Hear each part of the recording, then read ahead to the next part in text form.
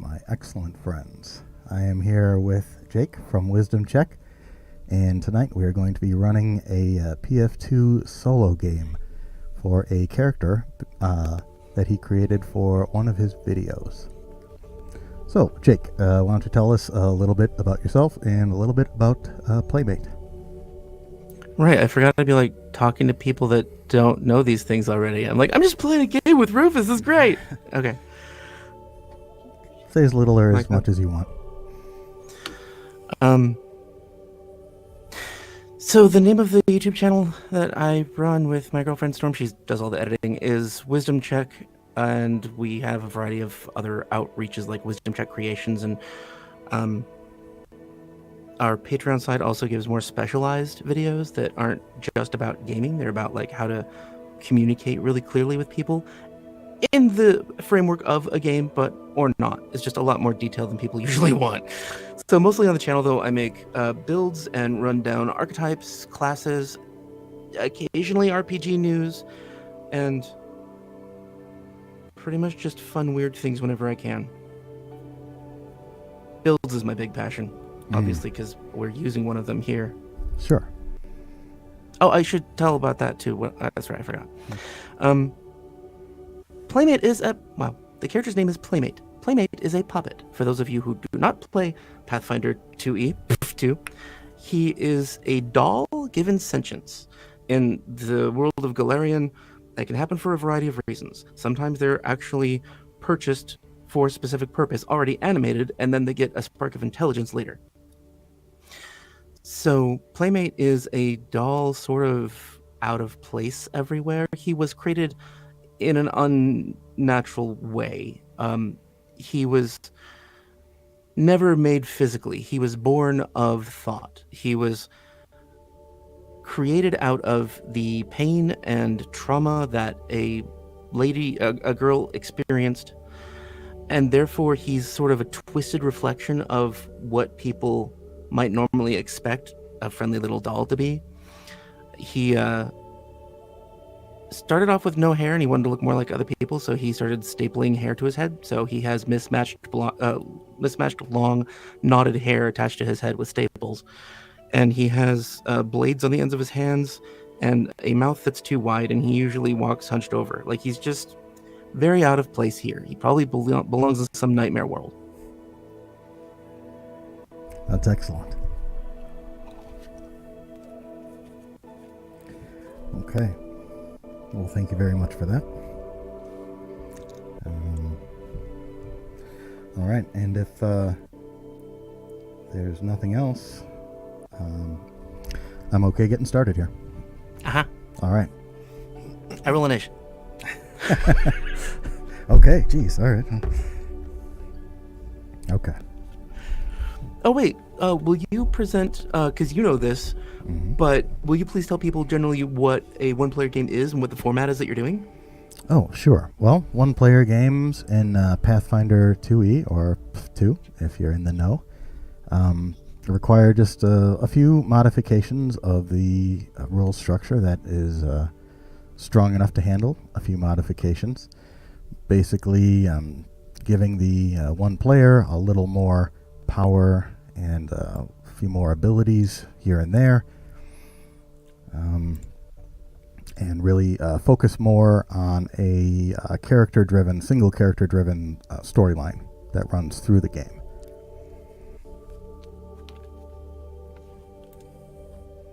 I've got more. Can I ask how you came up with the idea?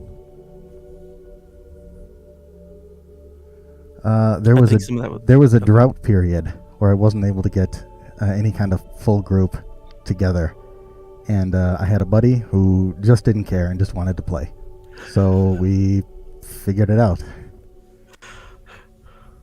Cool.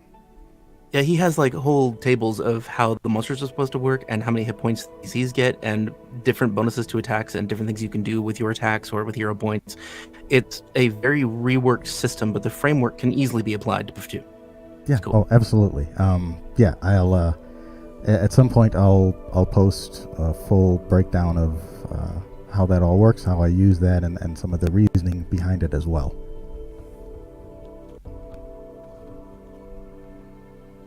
Just not enough hours in the day right now. Okay. Okay, ready to begin? Yeah.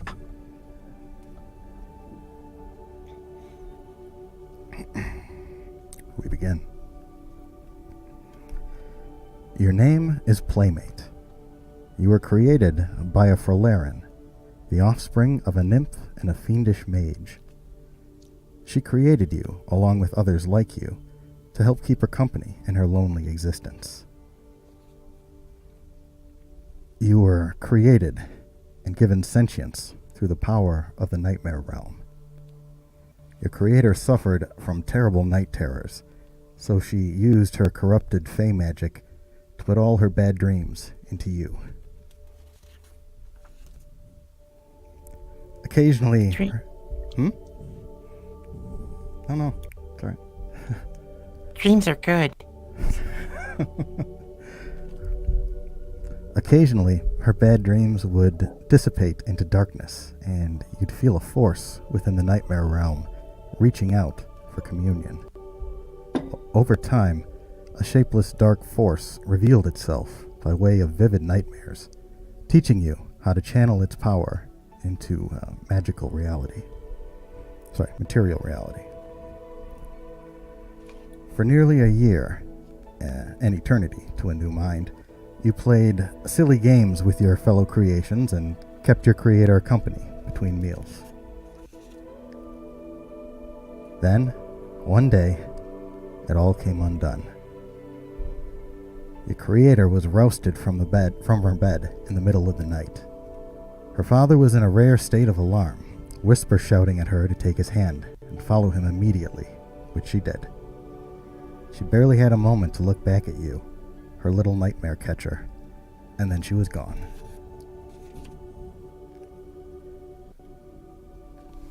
What happened next was more surreal and intense than any nightmare.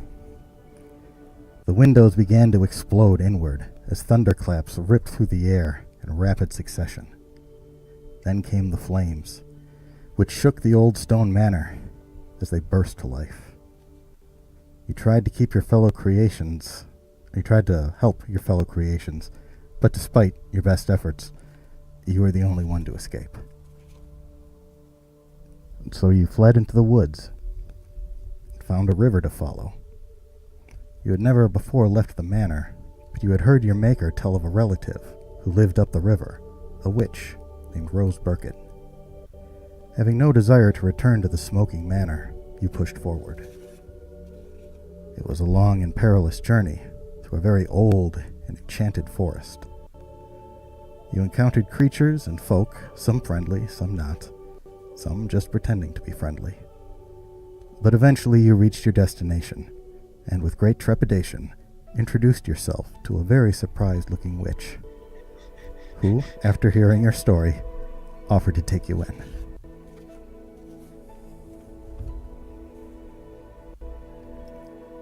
She proved to be kind and understanding beyond anything you'd ever known, and your loyalty to her became absolute. Rose seemed to take a real liking to you, and allowed you to help her with all manner of work in and around the house. Cooking, crafting, cleaning, even gathering components out on the forest path. It's the perfect life, or it would be, if it weren't for two other creatures who spoil what could be an ideal existence. The first is an old black cat that Rose calls her grandmother. She has had a sour eye on you since the moment you arrived. The cat is clearly as intelligent as a person and understands common, but only ever replies with a grumpy groan. She's never tried to harm you, but she does come off as a bit rude, and despite your best efforts, for Rose's sake, she still hasn't warmed up to you. Grumpy old cat. Mm-hmm. The second is a malicious little pixie. He's been following you around the enchanted wood since you entered the enchanted forest. You have no idea why he has it in for you in particular, but he's been yeeting pine cones down at you and making rude gestures every chance that he gets. He only speaks in a language you don't understand, but the intonation is clear. He doesn't like you. Sometimes he makes you so mad you can see red. You have little fantasy dreams about ripping him to bloody shreds. And then putting him back together again? If you like. Rose has a charm to keep the pixies out of the house, but every time you leave the house, you brace yourself for a possible pixie attack. In the interest of helping you control your aggression, Rose has crafted 3 tiny dolls to sit with you at the table. The dolls are of a cat, of the cat, the pixie, and Rose herself. Every day she has you role-play through proper forms of social interaction. It's a work in progress. We'll begin with a day in the life, which will establish the details of your surroundings and allow you to interact with them before the crisis point arrives. Your day begins when the first rays of sunshine stream in through the stained glass windows. What I'm going to do now is kind of give a general description of the house and its surroundings, very brief.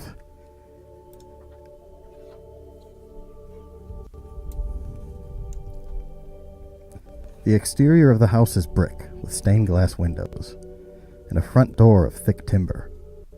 Around the back are an apple tree, a rain barrel, and a set of cellar doors, as well as a wood chopping stump and a wood pile. Its interior is lined with plaster and wood planks. Small oil lamps hang here and there about the walls. There is an enchanted apple tree that produces some of the sweetest apples in all of Galarian. But it's the seeds that are the real prize. Each fully ripened apple contains 6 seeds, and each can grant a +2 to the DC of any spell cast, and up to 3 seeds may be used per casting. There is also a rain barrel, which is enchanted with a purifying effect, and can be tapped by the kitchen sink faucet. At the base of the rain barrel is a sigil, protecting anything inside the barrel from scrying or detection spells. A thin layer of small stones provide coverage over the sigil. A skeleton key to any lock in the house is kept buried among the stones. Rose declared you to be the key's protector, so you take your charge very seriously.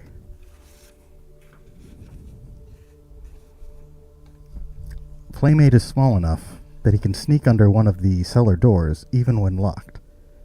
There's an old dire rat hole that leads down to a small cave network. A heavy barrel rests over the hole. Very poisonous centipedes dwell beneath, which are harmless to you, but they're very useful to some of Rose's spells and hexes.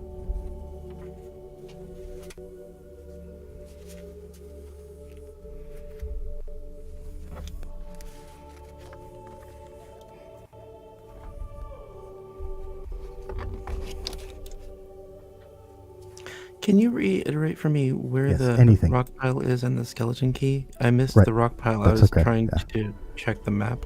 That's fine. There is a rain barrel on the southern side of the house. And at the bottom of that barrel, there is a sigil, which hides anything from detection. And scattered over that sigil to conceal it are a layer of small stones. And hidden within those small stones, impossible to detect just from glancing above, there is a key buried within, a skeleton key to any door in to any lock in the house.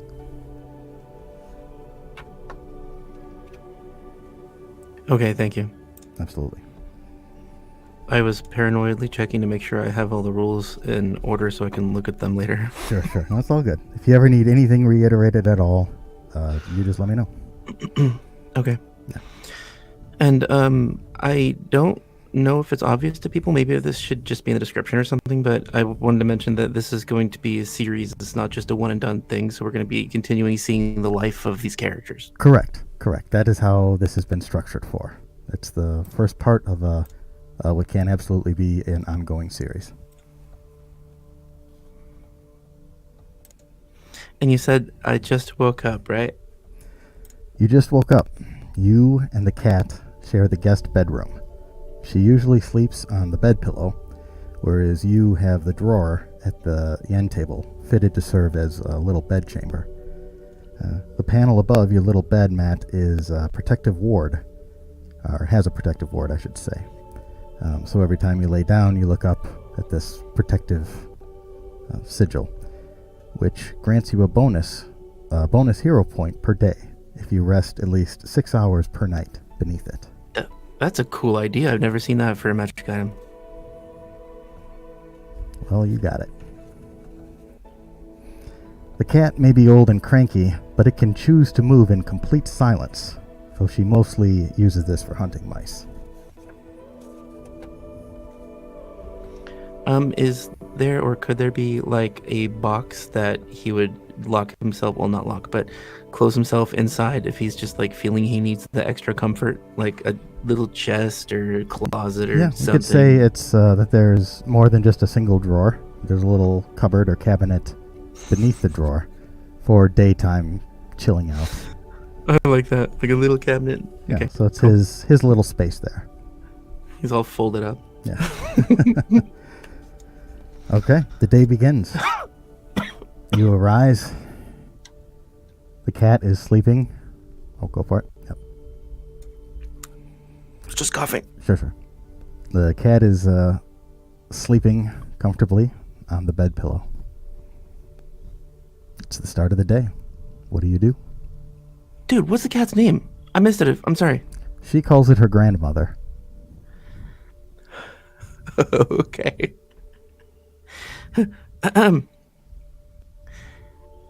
Mama? Cat opens one eye, one annoyed little eye, and looks over at you. You want to play? Closes its eye firmly. One day you say yes. Perhaps, but not today. Okay, so slide off, look around for Rose.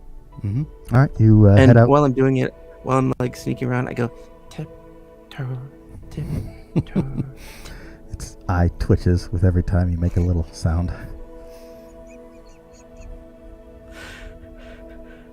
You head out into the hallway, and as you do, Rose is just opening the door to her bedroom. You're only allowed in there to help Rose make her bed in the morning, and other than that, neither you nor the cat are allowed inside.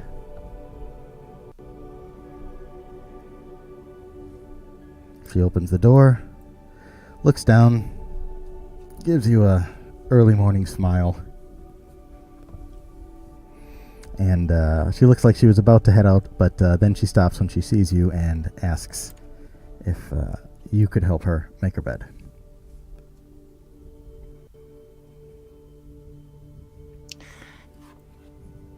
Flat fingers only. Okay. Right, Like trying exactly. to be careful with his so sharp as not parts. to shred it, yeah. You've seen, even if you were to make a mistake, it's the kind of thing you could stitch back together with your magical needle and thread. But still, you're very careful. In fact, roll d20, and anything, let's see, 8 or higher, you are safe from doing any kind of damage to the bed. Okay. I just realized that I think we packed so freaking much into this character that I can't do everything that he's able to do in one session. No, that's not going to be possible. That's why it's good that it's a mini-series. You'll be able to spread these ideas out over different game sessions. 18, yeah, not visible. I should be painted. That's fine. 18. All right. You help her swoosh the sheets and tuck everything into order, for which she gives you a friendly little boop on the head and gestures for you to follow her out of the room.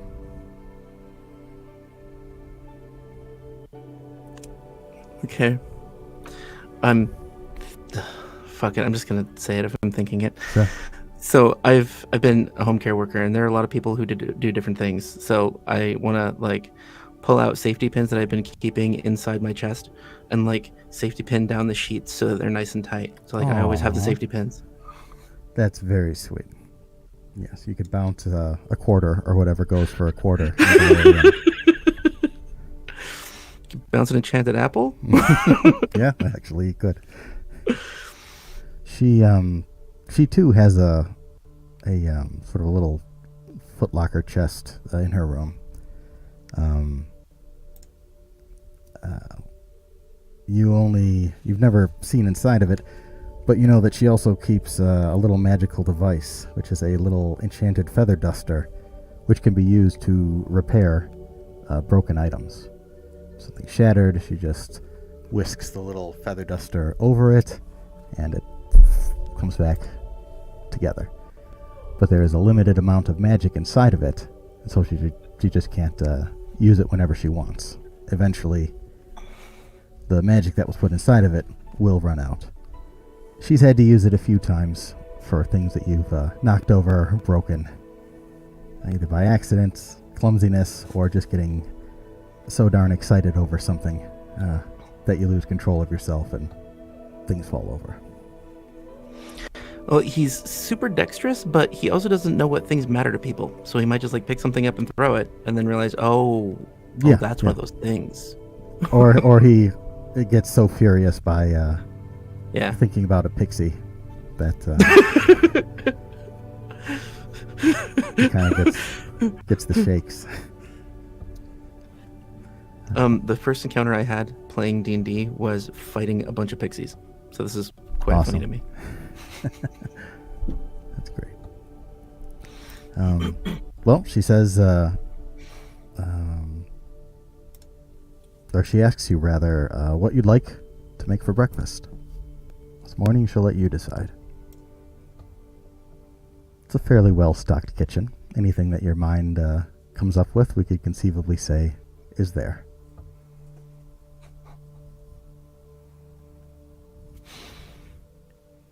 Oh, there is a culture that might have this. Okay. Stir fry, stir fry, stir fry, stir fry. She gets out the pans and the components necessary. She has a lot of things in jars, special preservation jars, and some dry goods. She has a wide sampling of things that she can use in cooking. And so, stir fry it is.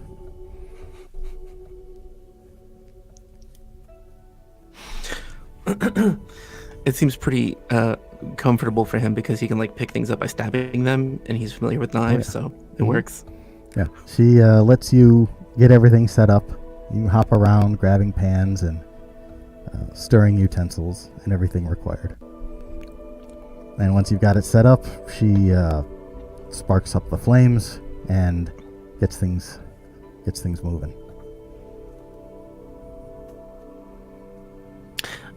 I think every time she starts the fire, I jump just barely like that. Oh yeah. Mm-hmm. Like I'm used to it. It's safe. It's fine. No. Right. Which is why you normally keep to the safe zones, so you only need to be scared and not actually catch fire. Yeah. All right. So Okay. you prepare a fine breakfast, and once it's prepared, she takes it out to the dining room table, where she, and the cat all work together to clean your individual plates. It's a fine start to a beautiful day.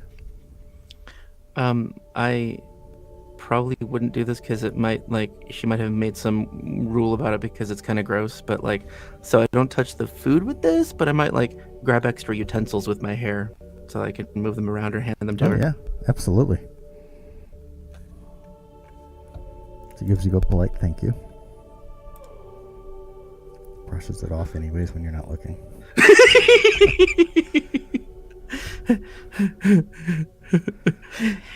It's not food. Yeah.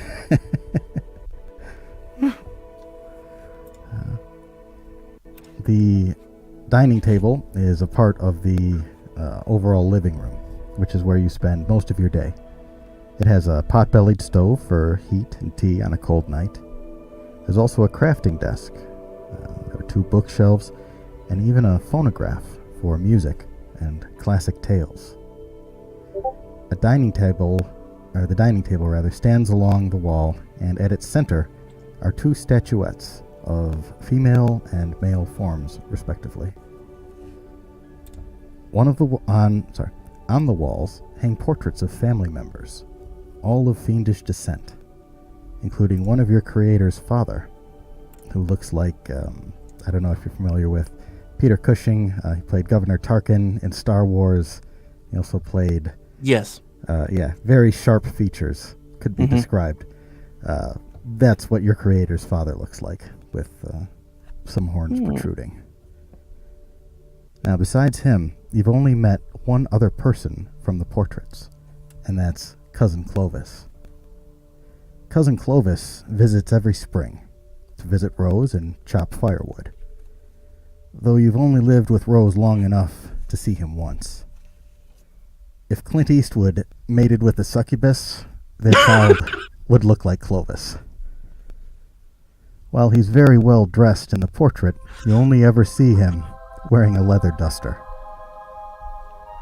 He has a wide-brimmed hat that's been modified to accommodate 2 small horns, which protrude from his forehead. He carries 2 6-shooters and a rifle slung over his shoulder.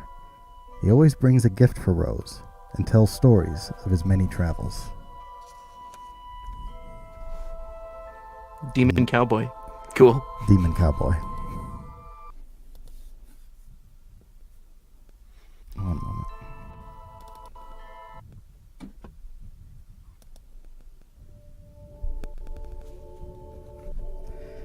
In the corner of the living room stands a strange piece of technology called a phonograph. It can play recordings made on a flat disc. These recordings are kept in thick paper slipcovers and are marked according to their contents.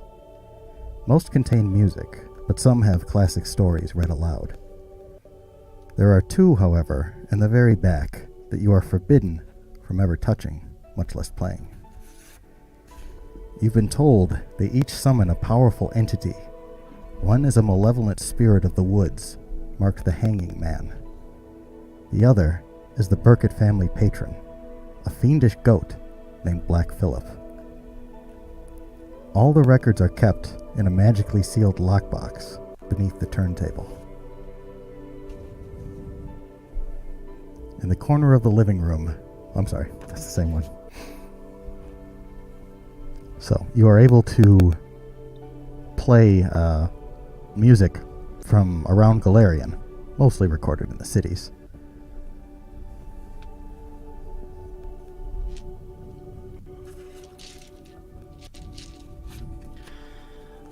Do I know how this lockbox gets magically unlocked?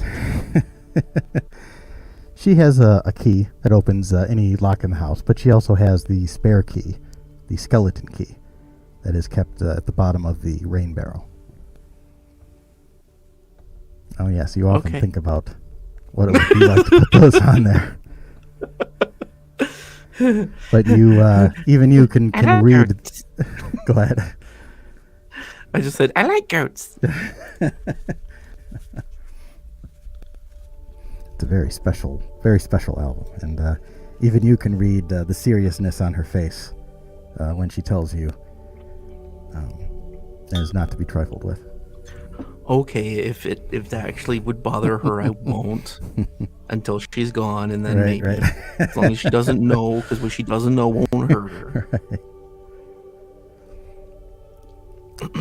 After breakfast, you typically join Rose for a walk through the forest path, where you help her scout for a very particular type of wildflowers that she then gathers and is able to use in her spell components.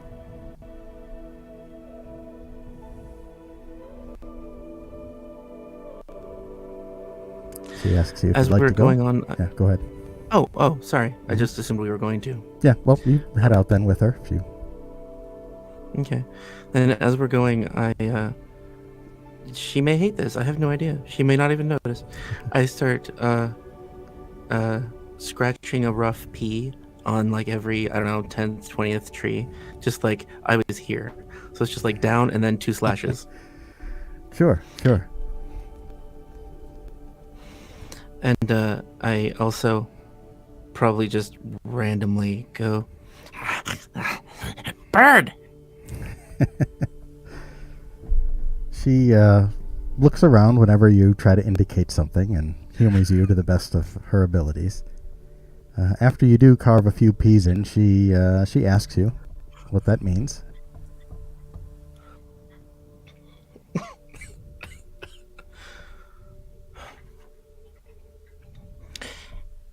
What is my name? P- P- P- P- P- She smiles. Oh, of course. She says, just be careful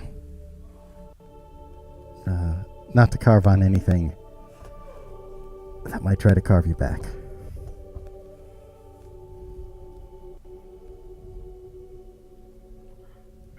Okay.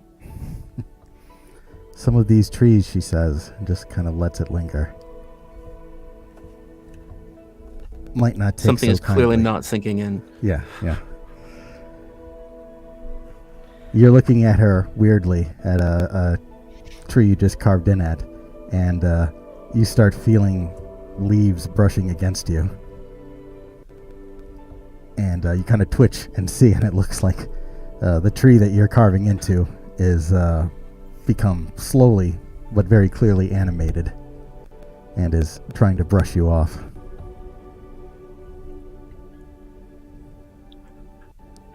Okay. Ooh! You want a hug? And I try to hug the tree. It hugs you back very tightly, and then more and more tightly. Then I'm going, Good hug. She sees this and says, all right, that's enough of that. And with a quick wave of her hand and a brief incantation, the little branches and leaves kind of spasm and release their grip on you, and you're able to climb free. okay. So I just sort of like keep skipping along. I'm shorter anyway, so I might be kind of slower. I just like move extra to make up for the walking speed. Sure. You keep walking along and eventually reach a point where you have learned that there's an expectation to be quiet and solemn for a short period of time, as off in the distance, just barely visible from a portion of the path, there is an old, dilapidated cabin where a man, a woodsman, once went mad, killed his family with an axe, and hung himself from the tree. And that is the spirit that one of the records can summon. So there's sort of a chill, an eerie, undead chill in the area, and you can feel it. And so it's not so much effort to just be quiet and kind of scurry through this part. Even she says nothing. That's creepy. I think I don't actually want to play that record then, but I might want to break it, and that might be a problem too. Cool. It's other than that, it's a pretty good walk.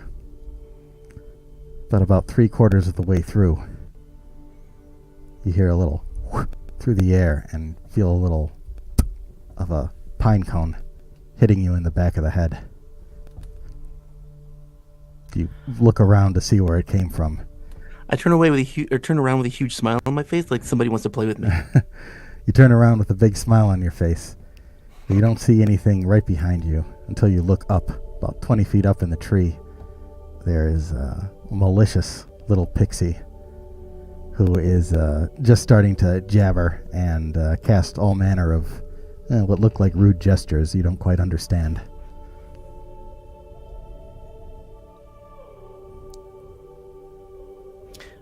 Did Rose stop? She's this is a moment before she realized what's happened. Ah, stupid Pitsy. And I try to hurry to get ahead of her. Sure. You run ahead, try to get close. The pixie follows along and seems to be able to, just with its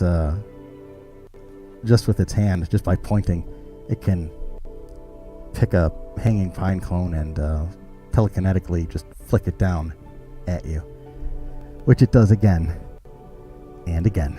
And the third time, Rose looks upset and starts calling out in a language you don't understand to the pixie and making shoe signs.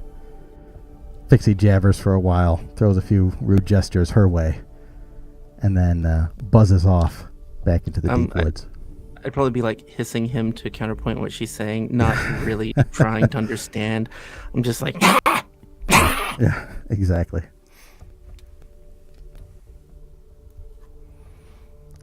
After it leaves, you feel a bit better, and she asks you if you're all right. Bad Pitsy. She says that she is very proud of you for the self-control that you showed. A few months ago, you may have chased off or tried to stab the pixie to death, but the role play with the dolls that you've been doing seems to be working, although slowly. I still wanted to bite him. Yes, I'm sure you did, she says. All the better that you didn't. She gives a little pat on her shoulder to indicate that if you wish, you can go up and ride on her shoulder for the remainder of the walk. Okay, I do. I'm sure I have some safe way of doing it. Oh, right, I have hair. Yeah, Right, okay. yeah. You can just use that to climb your way up. Yeah, cool. Which she's gotten used to. That's good, because that's the easiest way I have of not doing damage to clothing or anything. Yeah. The walk concludes as she's gathered all that she needs. And after you return home, she does a little bit of gardening. And if you would like, you can help with that too. There are some flowers that hug the perimeter of the house here and there. Happily. I'm probably good at breaking up loose earth and get really excited about moving it with hands and have no magical way of cleaning myself, so he gets filthy very fast. He gets very, very filthy, but is very helpful. And you help her clear out some weeds and perhaps even transplant a flower that she found on the walk. Afterwards, she tells you to clean yourself off in the rain barrel, which has the unlimited cleaning properties, which is very good for you because pretty much covered in dirt right now. I thought that was great when you sent that to me. Figured this guy would get a little dirty. Oh, All right, you clean up, head inside, and it's time to make lunch. So, just like with breakfast, you work together, prepare the meal, and lunch is longer. There's sort of a like a built-in rest period after that, where you just kind of sit around and chat for a while over the meal. This is an odd family you've constructed here.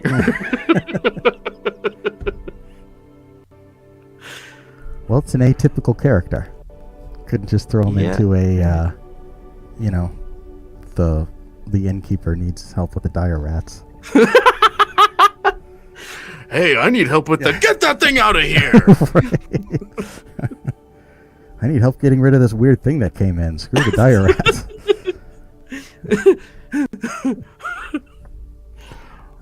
Through the afternoon, your time is occupied helping her with crafting, doing some role play with the dolls, and then finally it's time to prepare dinner.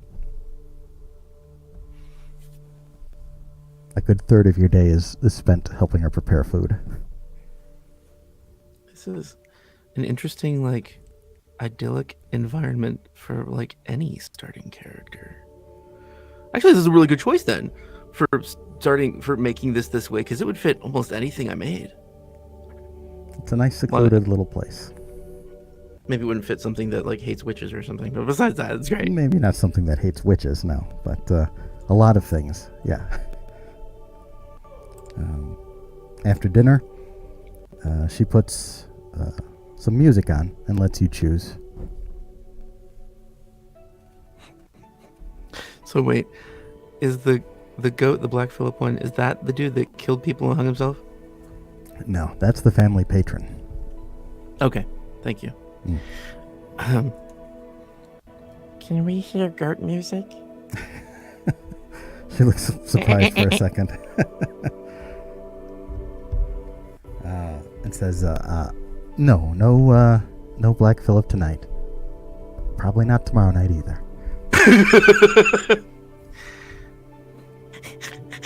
Okay. Only for very, very special occasions. It's my birthday. She pauses. Maybe on your birthday, we'll see. Emphasis on the "will see." Parent for no. Okay. Then I pick something that I probably picked 100 times. Right, yeah. Well, the one that has your favorite song on that you like to do a little dance to or whatever. Probably do. Yeah. And sing along to really erratically. He's not trying to follow a melody. He's just trying to say the words roughly. Perhaps it's a duet, and depending on what you're singing along with, you mush your body into what you imagine the singer to be. I'll move my stuff in around. Yep. After the music ends, she offers to read a story from one of the books on her shelves. And so you sit around and read from one of Cousin Clovis's journals, which he has left here on her shelves, as they tend to be the most exciting stories. And Cousin Clovis, are these all adventures of capturing bad guys? Because Clint Eastwood, you said. I don't know, I picture a leather face. Yeah, he's a very tough-looking dude. But he does mostly difficult bounties and things that average gunslingers can't necessarily handle. He's got some extra fiendish power in the blood that allows him to do some things that are above and beyond the average gunslinger. Okay. Then I say, Can we hear the one about Cousin Clovis and the ice cream clones? which is probably nowhere near the name of it. Right. She thinks for a moment and tries to put together what you think you meant to say. And then she nods and goes for the book. Okay.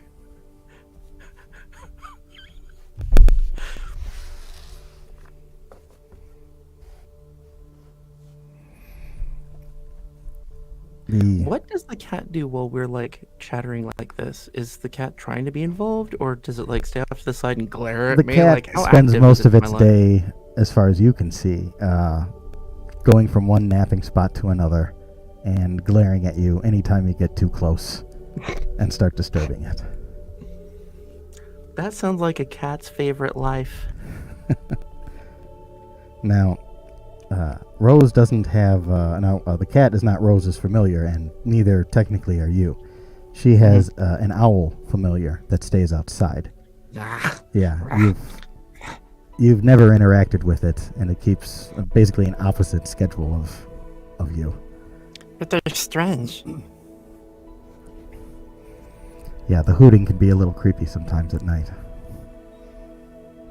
Sometimes it sounds like it's more than just hooting, like it's trying to say something. Okay, if that continues long enough, I will grab something to throw and then loudly blame the pixie if she gets woken up. You haven't gone to bed just yet, but that's usually how it plays out.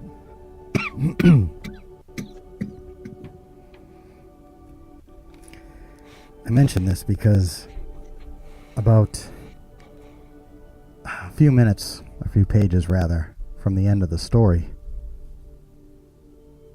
Rose's familiar hoots outside, breaking her attention.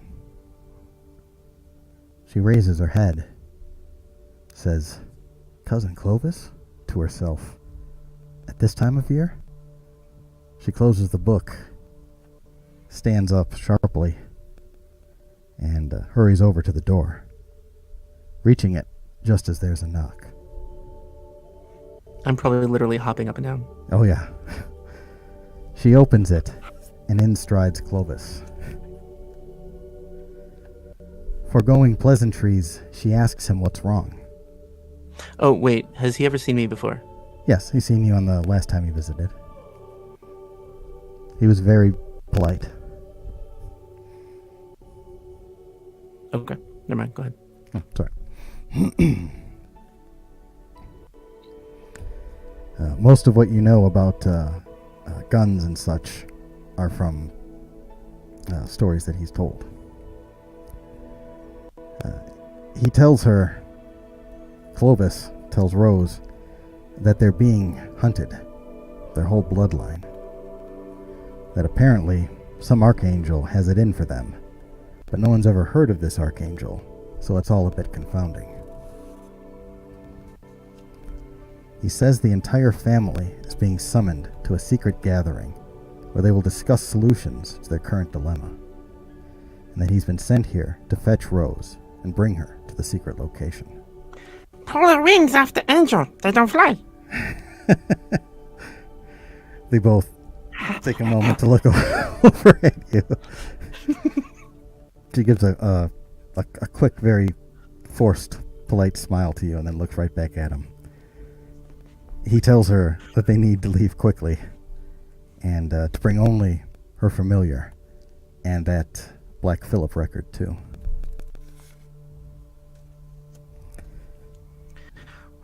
Okay, so I can be familiar. Look, I'm just a doll. and then fall over dead and stay perfectly still. She looks over at him, and he just kind of shakes his head. No, you're not bringing that thing with you.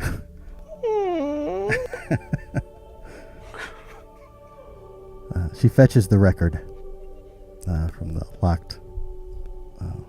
locked box, and then grabs her broom, which she uses to get around on. He tells you not flying. Okay. Yeah. He tells you not to leave. She tells you not to leave the house until she returns, and no fighting with that pixie, no matter what. She gives you a little boop on the head, and then gives the cat a gentle pat. And with that, she and Clovis take their leave.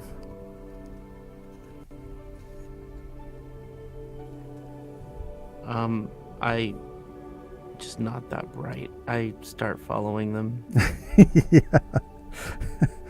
They get a few steps, and she turns. No, no, no, no, no, and pushes you back in the house. Now you need to stay here. Don't let anyone in, and just be quiet. I let out a huff and plop on the ground. That's and then a as good soon as they're little out of plan. sight, I follow them. You get to the front door, and she has locked it behind her. That's funny. Okay. The cat. I'm sorry, just a sec. That's okay. Yeah.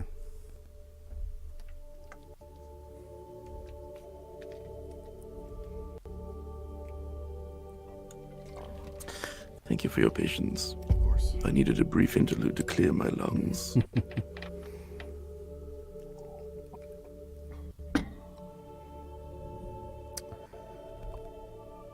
It's just you and the cat now. And she does not look happy. She crawls off to the guest room and finds her place on the pillow. Something tells me I've learned not to piss off this cat. So I just look warily after her. Yeah. Like, I'd really like to play with her, but she's not going to want to play. You head to bed? Or do you stay up all night? Interesting. With the psychology of this character, stay up all night talking to himself, maybe walking circles in the living room. Okay. And so you do. Until... And then, maybe when daylight hits, then maybe I'll fall asleep. Sure. Well, that's what happens. And it's not until early afternoon that you are up to start your day. It's not the same with Rose gone. She stepped out a time or two before, but never under such unpleasant conditions. It was always, she tells you exactly when she'll be back, exactly what she was out doing, usually gathering some kind of very rare component. At least, so she tells you. Oh, I'm sure she wouldn't lie. I mean, obviously. She's awesome.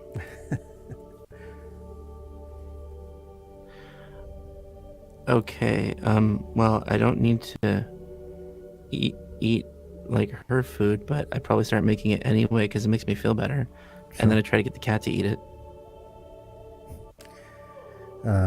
You like sausages, it's pig. The cat doesn't give you too much grief if you try to put prepared food right in front of it, but doesn't exactly give you a smile either. Yeah. I think she lost that a long time ago. Doesn't know where it went. Wow, yeah, his daily routine is completely disrupted. So what would he do? I think he'd paranoidly open the door multiple times thinking that he heard her and then not, and go outside the house and wonder if something will inspire him that he forgot to go do and nothing there. And eventually, this is kind of pathetic, but he'll just lay down on the front step, or if there's no front step, on the dirt path right in front of the house. Just a little single front step stoop, yeah. Okay. Just kind of splayed out on it. Yeah. Luke was trying to play with this, obviously for good reasons. Stop it.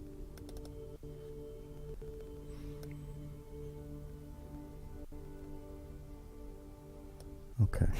All by myself. Yeah.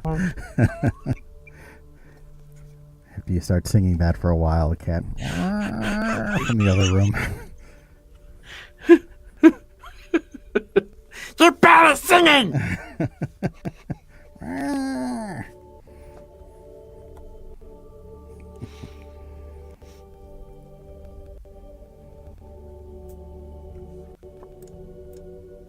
You do so for a while, and but as the sun begins to set, you know it's time to go inside. There are all sorts of nasty things that dwell in the old enchanted forest that start waking up around this time. You said there's stained glass windows. Is there a window that is in my room that opens enough for me to squeeze out and back in? Yeah.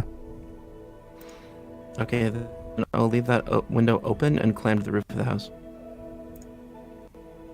Okay.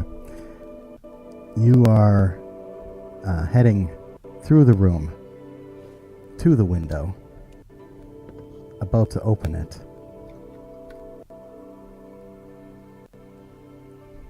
When you are interrupted by something rather startling. Oh my, something startling! With a sharp, snapping sound, the window before you cracks and puffs out a little bit of shattered glass onto the floor. Happens like right by you. And in the same moment, there's a small burst of plaster on the opposite wall. It's followed a split second later by a familiar sounding thunderclap. There's barely a moment to absorb it all before it happens again and again in rapid succession. Whatever happened before is happening again. What do you do? Whatever happened before is happening again. You mean this exact same thing has happened in the past right here? When you, not here, when you were split from your creator, you heard the same sounds. Thunderclaps from Gotcha. outside and Okay. glass shattering, followed by fire that kind of like you could feel it pounding throughout the house. Now, At this point, I'm inside the house still, right? yeah, you're still inside the house. You didn't understand it then, but the place was being sieged by gunfire and grenades. Okay. For the first couple seconds, I'd just be afraid that I'd get blamed for the broken glass. Yeah, yeah. Yeah, nothing like that is said, and you think you probably accidentally did it or something, or, yeah. And then I'm like, no. So stupid. Mama, we gotta go! And grab the cat and my little familiar that I haven't wound up the key for in 2 days, so it's just dead. It's a little robot. I just like grab them both and I run out the house. All right,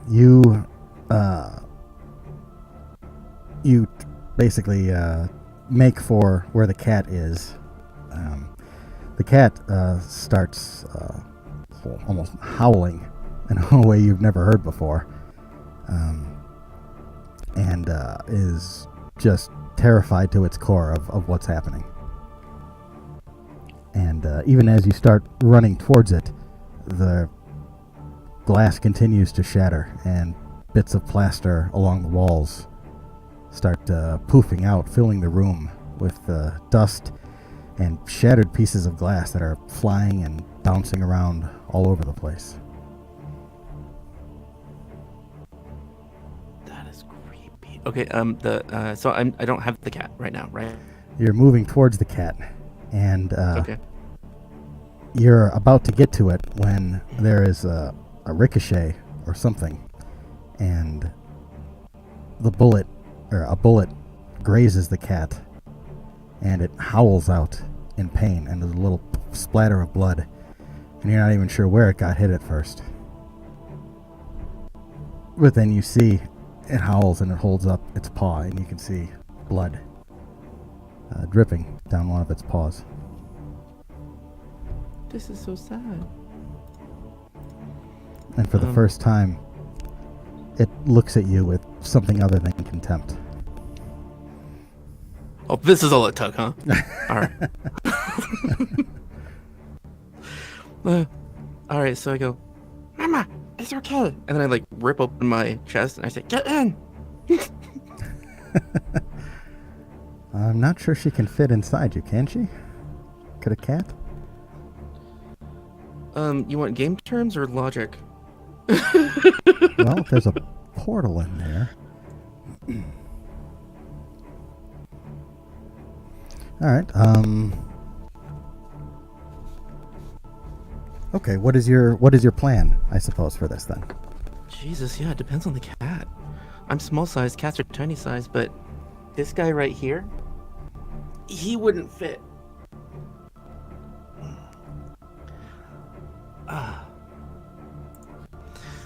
Okay, so I guess I don't do that then because it's just not going to work. And I have enough intelligence to understand how things work together, just not like why I should get out of the house because there's gunfire. Like, I really don't get that it's gunfire.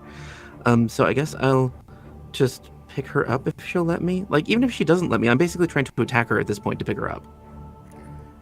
She allows you to pick her up. This is the first time she hasn't just completely flinched and tried to bat you away.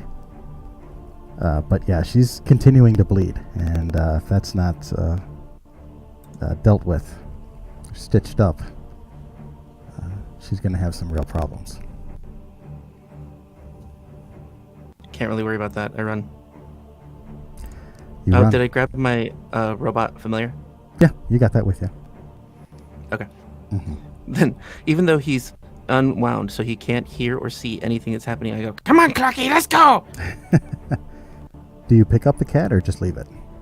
No, I definitely pick her up. All right, you pick her up. Don't She have, allows like, you to. magic healing thingies, so I'm just, like, grabbing her. We'll worry about that later. Sure. I mean, you can stitch her up with the needle. You know how to do stitching. But, yeah, full healing is not something that you've got, I believe, in your skill set.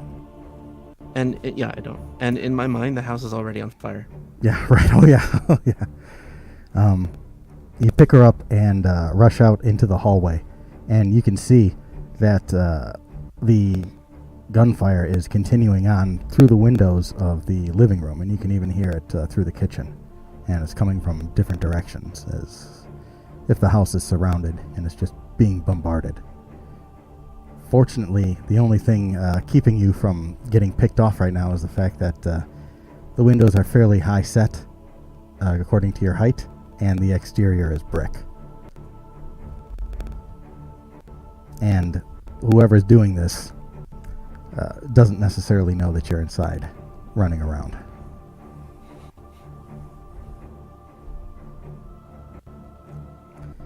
You run out into the living room, trying to get out of the house. Yeah. You get to the living room, and you look around, and you see that much of it has been obliterated by the gunfire. But The it's front all... door was the only actual door out, right? Yeah, it's the only Okay. actual door out. Okay.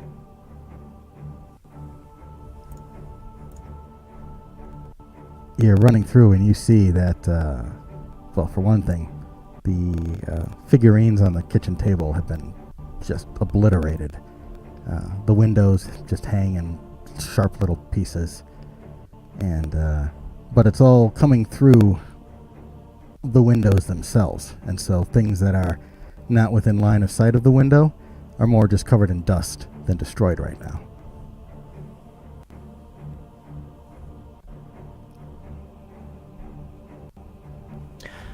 I wouldn't think a Papa can cry, but he's probably hyperventilating. Oh yeah, it's an intense moment for sure. So, oh God, it's. I'm trying to. Okay, hold on. Mm-hmm.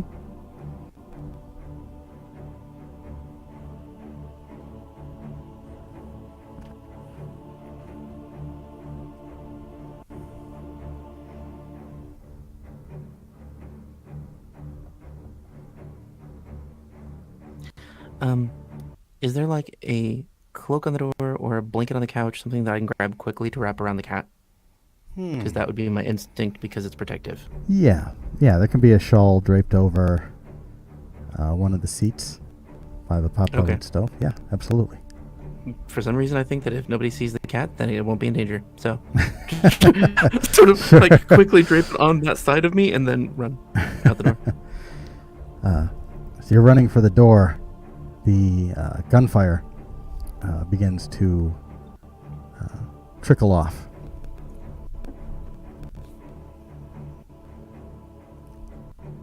You get to the door and open it, I assume. Try to rush out. Mm-hmm. You get it open about 6 inches, and a piece of the door right near you explodes.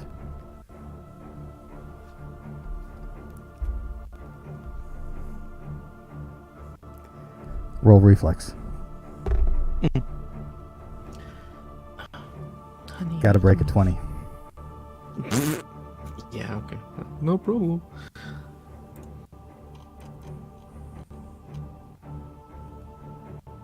Hey, can you move?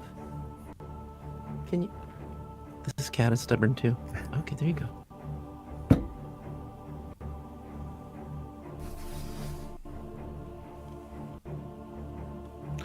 It's a tie. I don't know what we do in that case. Reroll. Oh, okay. Wait. Oh, a tie. Well, then Yeah, that's just 21. Or 20. well, if it's 20, then you make it. Then you made the Okay. save. Yeah. Then yeah, it was a 20. Yeah. Okay. Then you just make it. It explodes, and you reflexively draw back, and you can see that there is some kind of long, nasty-looking metal slug that has skittered past and lodged itself in the wall beyond. It looks like there's someone covering the front door. Still not getting it, so Yeah, I just no, he open the wouldn't. door and I run toward him. You move to the door again, and the moment you open it again, there's another blast. Roll reflex. Oh shit. 18.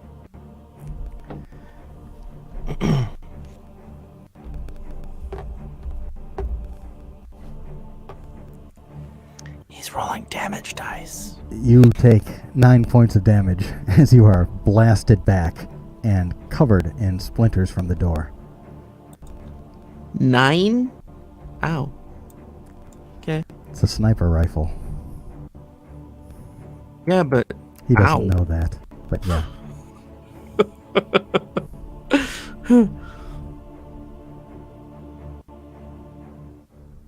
Okay, so did the bullet hit me or did the wood pieces hit me? It was a little bit of both. Okay. In fact, part of you, the heat of the bullet, caused part of your outer skin, I suppose, cloth skin, to simmer a little Like bit. curl up. Yeah. Yeah, okay. It's like a little burn. You got to kind of pat yourself down to keep it from spreading. You drop the cat. Go. Yeah, totally do. And you go tumbling. like- back. Yeah. I also drop clock again. You drop what? I drop Clocky, my familiar. Oh, sure. It bounces on the floor.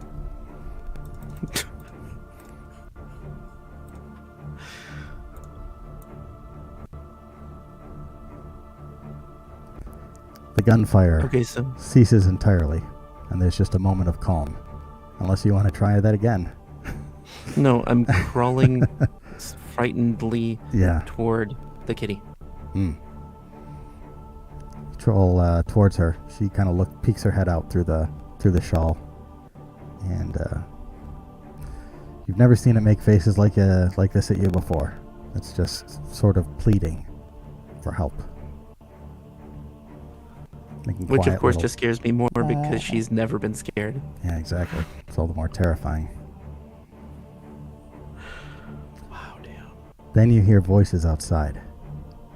Men calling out to each other. Hard to make out exactly what they're saying, but it does sound like they're walking closer as they talk. Heading for the front door. Okay, this scenario I understand, and it sort of makes a mental shift from the terror of running out of the house that's burning. It's not, and it's like a scene change. So like if things are moving toward me, I know to hide, and then jump scare them violently. Yeah, this is not something where you want to just strut out right in front and say, all right, partner, roll initiative. That's not really, I guess, what you're even equipped for. But you have lots of indirect ways that you can affect what's about to happen here. I poke you. No, not gonna work. You get blown to bits the next round. No, so I will, okay. So I'm going to sit. I'm pulling the map up. Alright, so the two things right next to the door along the wall, those are bookshelves? Bookshelves, yes. Are any of the bookshelves spaced enough for me to sit on one of the bookshelves? I mean, even the bottom shelf. Yeah, absolutely. Okay, then I do that, sit up straight, and then fall against the side and be still and silent. Use your ability to look like an inanimate object to an unsuspecting person. Yeah. All right. What do you do with the cat? I don't think there is anything I can do with the cat right now. I just leave her where she is, wrapped up in a shawl. She's probably safer than I can make her. All right. She hears the voices approaching too. She, sort of limping because one of her paws is damaged. She gets up quite silently and moves towards the guest bedroom.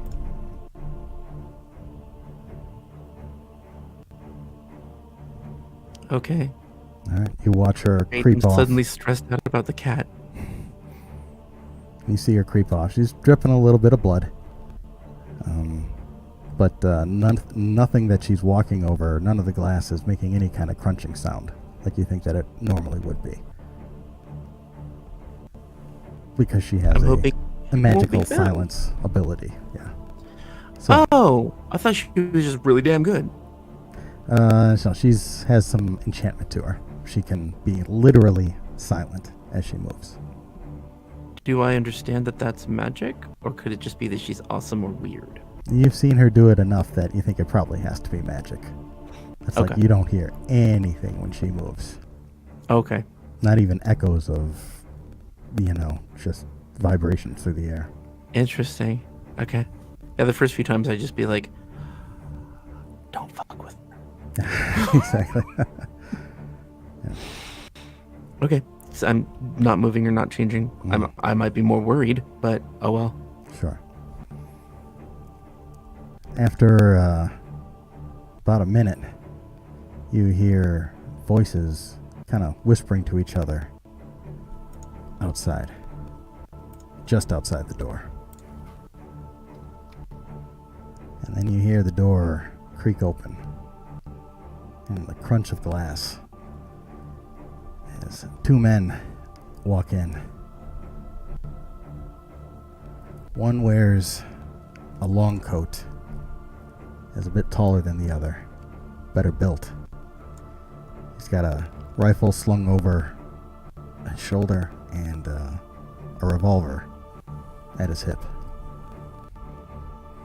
The other one is a little shorter, not quite as well built.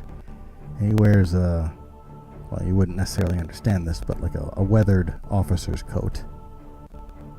And he himself has a rifle over his shoulder and a revolver in his hand. Two of them move in slowly, start looking around the room, their guns carefully poised in front of them. Technically, I have to make a deception check right now, and I suck at it, so I should probably make that before they pass me. All right, make deception. This is not gonna be good. Okay, I got something. I thought I rolled a 1 for a moment.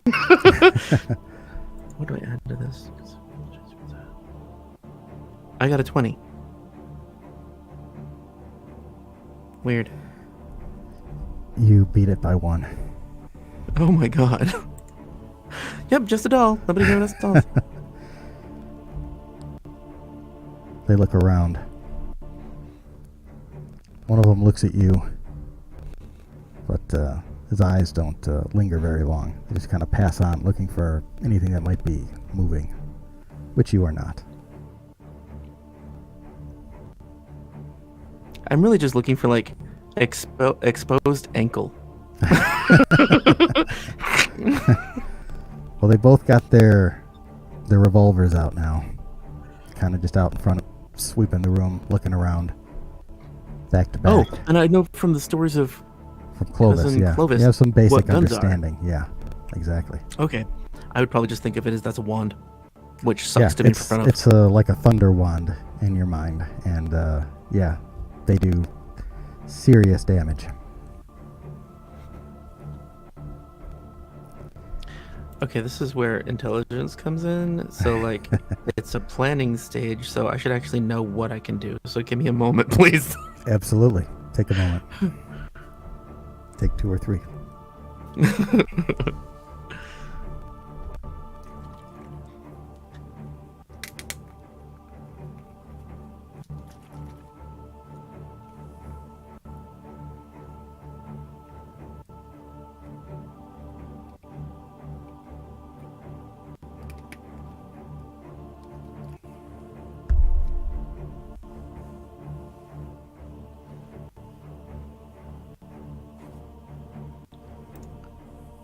Okay, I think I know what I'm gonna do. I don't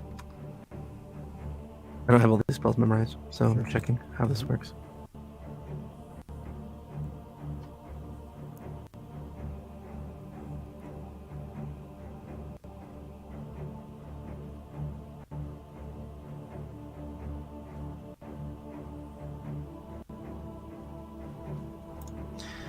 Yeah, this might do nothing, but this is probably what I would do. So where the hell am I? Oh. Are each of these squares on the house map 5 feet? Each square is 1 foot. Okay. Okay, cool. That's easier math. Thank you. Yeah. Oh, weird. Okay.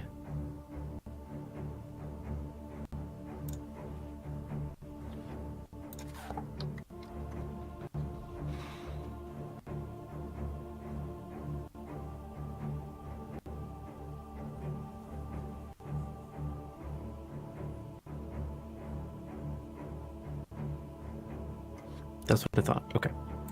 I want to look up the rules on how the area effect works because I don't like saying something that I'm not 100% sure of. Sure. So, I wish I could like draw on a map in front of you. I can't, but that's okay. I can describe. So, 1, 2, 3, 4, 5. 1, 2, 3, 4, 5. Okay. All right. So, I can cover double the width of the hallway leading to the kitchen. Mm-hmm. And the entire length of just that hallway, or an equal space of the living room with a sleep spell. So I'm waiting until they're there, both together. I know they're probably going to be holding their guns still, but I need to care for Kitty. Here's what happens. Oh, God. You begin to cast your spell. They don't see you start doing any of that. Their attention is fixed forward on the hallway, which they narrow in on. The larger one gives some kind of signal. They then go back to back and on his mark kick open both of the doors.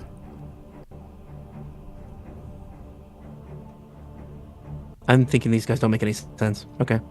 They kick open the doors and level their guns. You don't understand it, but they're clearing the area, basically, going room to room, seeing if there's anyone inside. Law enforcement style. Okay. They kick both the doors open, completely and fully focused on what's on the other side of the door, potentially, having no idea that you've just cast your spell. Awesome. It might actually do something. All right. What do they need to roll? It is a will save.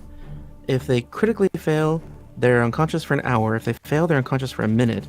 If they succeed, it doesn't do a lot. It does a little minor thing, but not a lot. Okay. I'll give you the DC. 22. Ooh. Okay.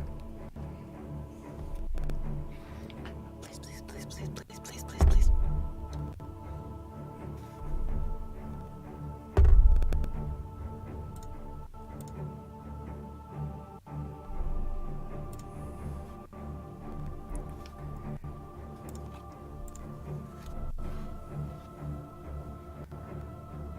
The larger one just succeeds. The smaller one critically fails. Random results. Okay. The one that succeeded, he just takes a -1 status penalty to perception checks for 1 round. Okay. Oh, his eyes get heavy, and just as he kicks the door in, his eyes go a little bit heavy, and then a moment later he hears as is that what happens, right? The other one just Yeah, that was a good Alright. sound effect. That was like Yeah. perfect. But because it's a spell, I have to be making obvious noises and motions. So, Mhm. all of his, I like flavor. So he goes, doll position. Sleep, my love, and peace attend thee all through the night. And then hopefully they fall asleep. But only one of them does. Okay. The big one looks very startled by these sounds, and he wasn't the one who even was on the side that was looking at you, so may have zero awareness that there's even a doll back there. And All right. with that, he looks at his fallen comrade, keeps his gun leveled, but squats down to try and wake the guy up. Jerk. Is he able to wake him up? What are the Let me check. rules of the spell?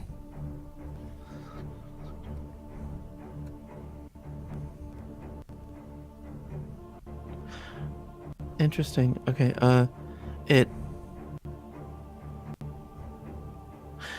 They can wake up from a successful perception check from like sounds or things that might normally wake someone up.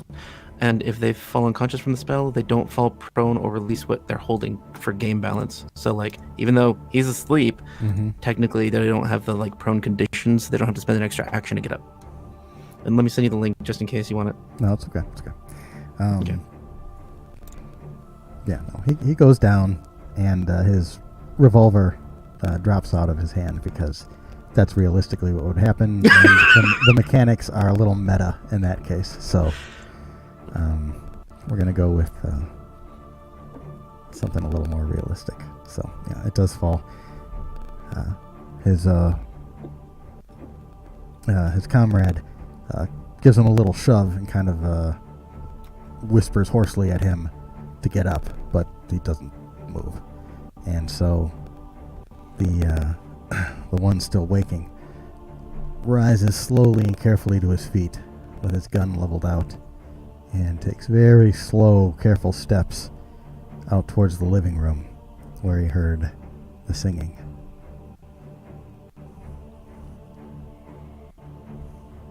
Okay.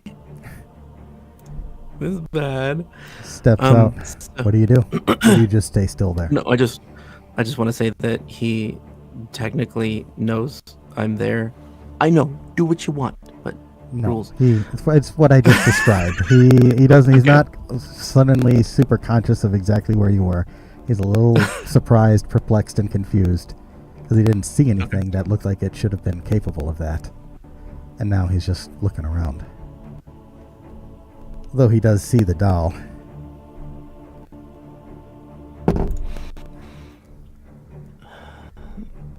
I know what my plans are. I just don't know the spells well enough to know which one it is. So I'm having to look up a couple spells to remember which one worked. That's fine. Take a minute to look up what you need.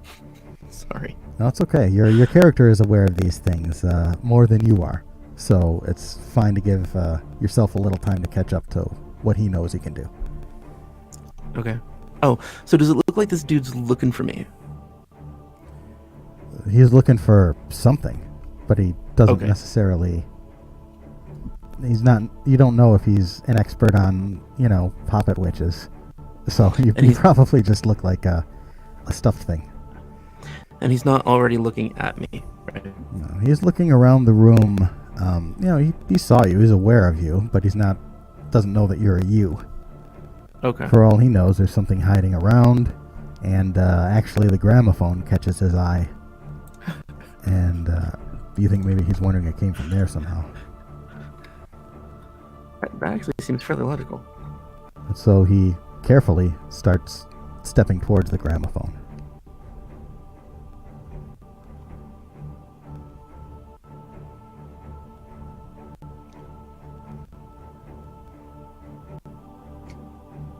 All you hear is the Awesome. crunching of glass and a little snoring coming from the hall. Snoring. As soon as I'm able to, this is what I would do. Calm emotions. It could affect both of them if they're within 10 feet of a center point. And if they fail or critically fail, they only can't attack while I'm concentrating up to a minute. So I really can't I don't have freedom of actions after that. I have to spend like a third of my round just keeping this up. Okay. Okay, so it's oh, if they critically fail, I can hit them and they can't hit back. That's a little messed up. It's a will save 22. Okay, what's the spell called? Oh, calm emotions. I'm Calm sorry. emotions. No, that's right. You said it. I just... All right. What does it sound like? Do you have to say something? Are there verbal components? Yeah. Okay, so where is your face? There you are. Little Papa just going, Shh, it's okay. It's okay. maybe with like just the hands animating, going, With a raised eyebrow, he slowly turns his head towards where he hears the sounds coming from.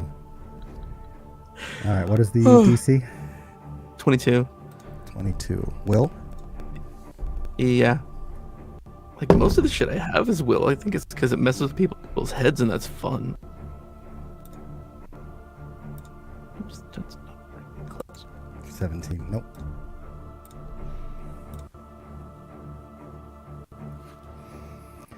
Okay. You say 22? Yes, I did, sir. So critical fail is 5 or more, is that right? 10 or more. 10 or more, that's right. I All did right, have to get 12 or less, yeah. Okay, no, I didn't get that. Okay, so he fails his check. Okay. Any emotion effects that would affecting them? I doubt there are any, but maybe they're enchanted. Those effects would end or suppress. They're not ended. And they can't use hostile actions. If they are subject to hostility from any other, it ceases to be affected by the spell. Okay. He keeps his gun leveled, but takes a couple of careful steps towards you. And as he's looking at you, he almost gets a little suspicious and starts looking other directions, thinking something might pounce on him.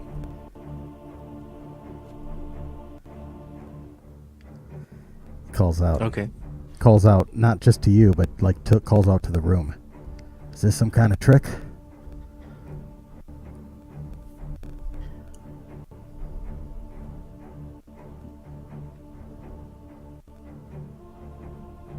Fuck. Okay, this is the part of me that's in my character, and I don't think I can help it. So,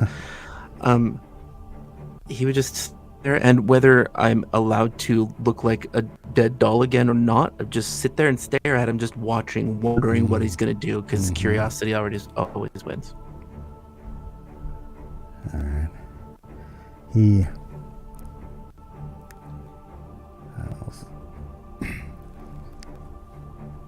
doesn't get any closer to you.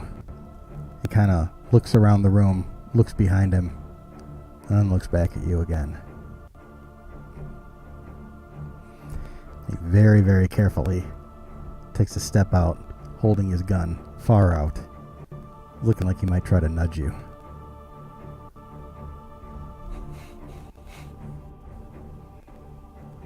Do you move at all, or do you just let him? I can't resist. I suddenly animate and go, Mama, run! Try to get away from him and run around him. Okay, all right. A moment later, you hear in the other room, and you hear it like in motion as she's hopping towards the window.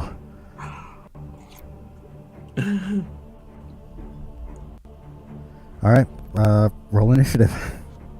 I gotta ask a question. You said that Rose locked the door. So if I had the skeleton key, I could lock the outside, but I don't, so it doesn't matter. Never mind. Okay, just thinking it through. Well, you can get out. You can go out a window and do anything you want, or well, right now it's kind of busted, so.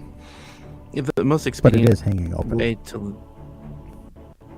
Oh, the door is busted. Oh, well, it's still the most expedient way to leave because I'm right near it. Sure. All right. What's initiative? Oh yeah. Wow. Perception. Yeah, I was looking for initiative. That needs to be relabeled or like perception initiative. I'm sorry, I didn't mean to scare you.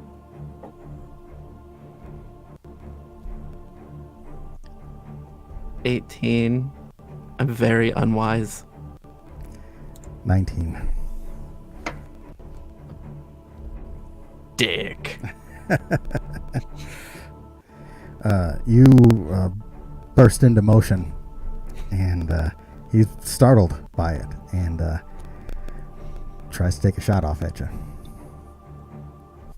Wait. He gets -1 to perception checks for a round.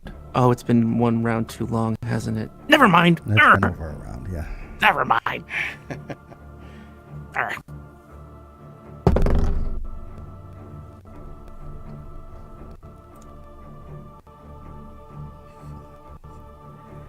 18. Now, what is your armor 18. class? This doesn't look right. Is that right? Why would that be? Hold on. 8. Oh. That's why. 22. Oh, okay.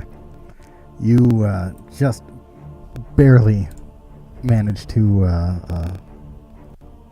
wriggle out from the predicament in time, and get to the side of him of where his gun was pointed, and but he blows a hole into the wall right where you were, and you gotta kind of duck and roll towards the door. I would probably just let out a "Ah!" when that happens. All right. It's not like I'm used to these things. No, not at all. Yeah, this is a very unusual day for you. It was the most unusual day. That's the name of the first session. It was an unusual day.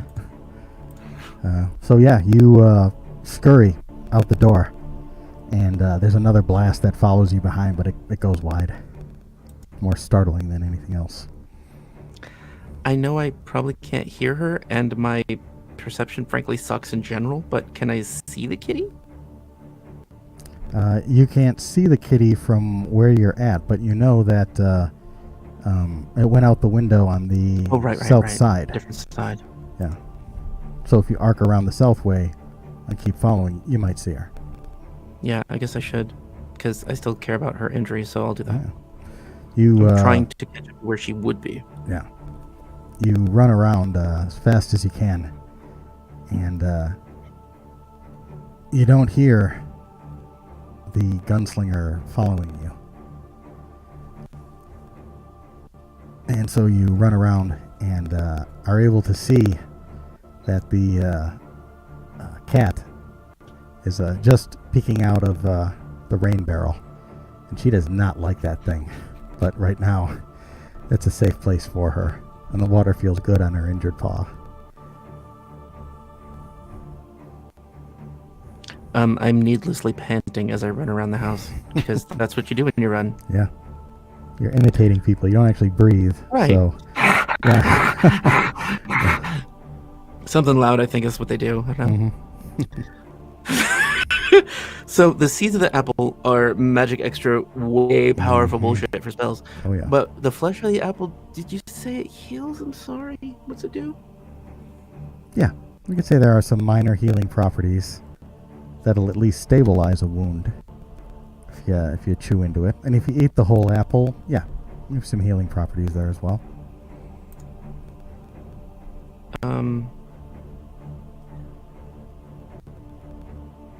I imagine since Rose says that this is grandma, she doesn't pick her up.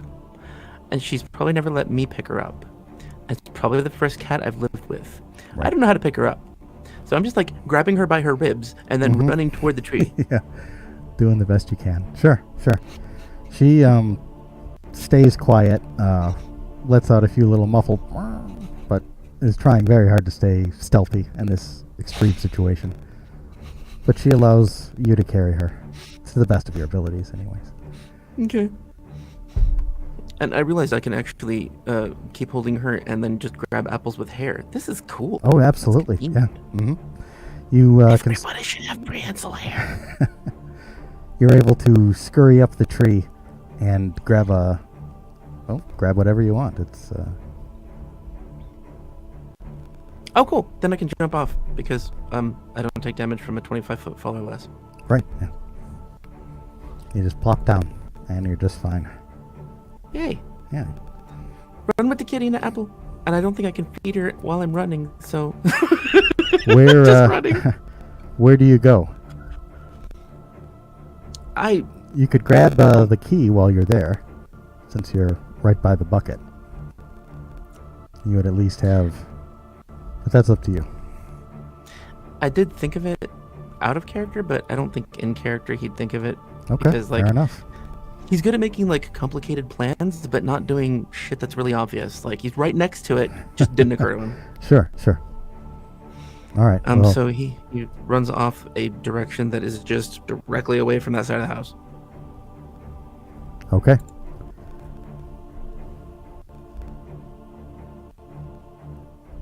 You. Oh, wait. Go ahead. No, yeah. No, you're right. All Go. right. You start making your way towards the tree line. Yeah, definitely. Fast Alright. as possible. All right. You start running. You get a few steps, and you hear another. Well, no. There's a burst right nearby you, like what happened at the front door.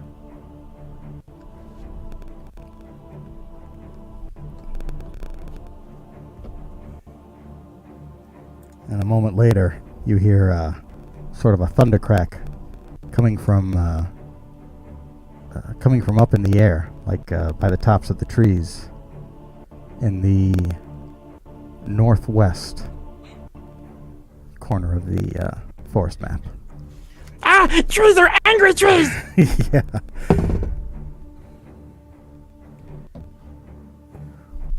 Okay.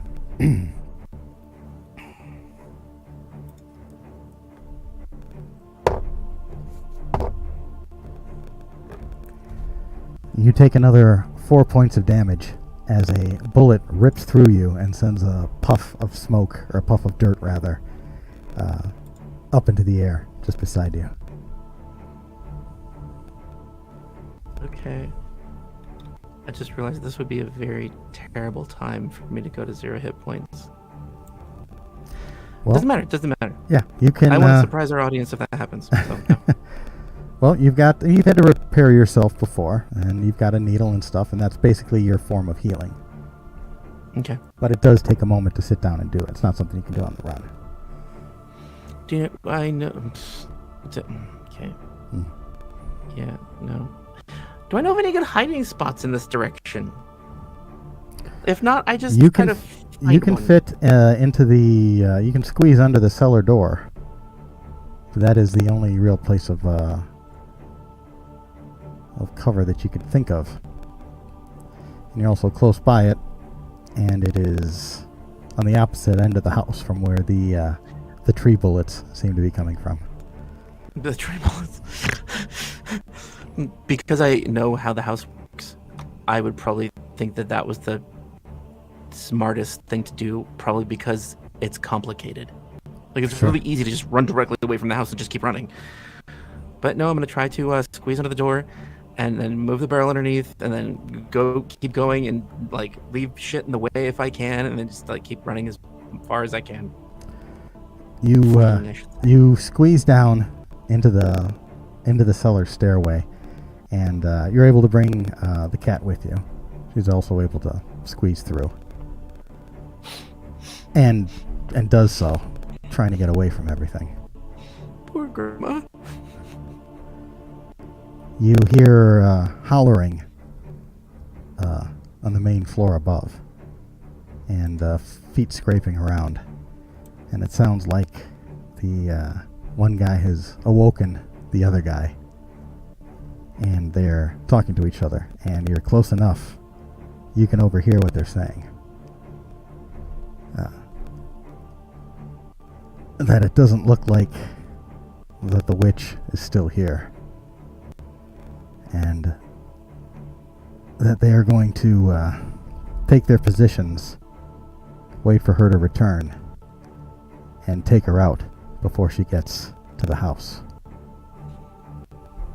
After that, he says, just burn it down.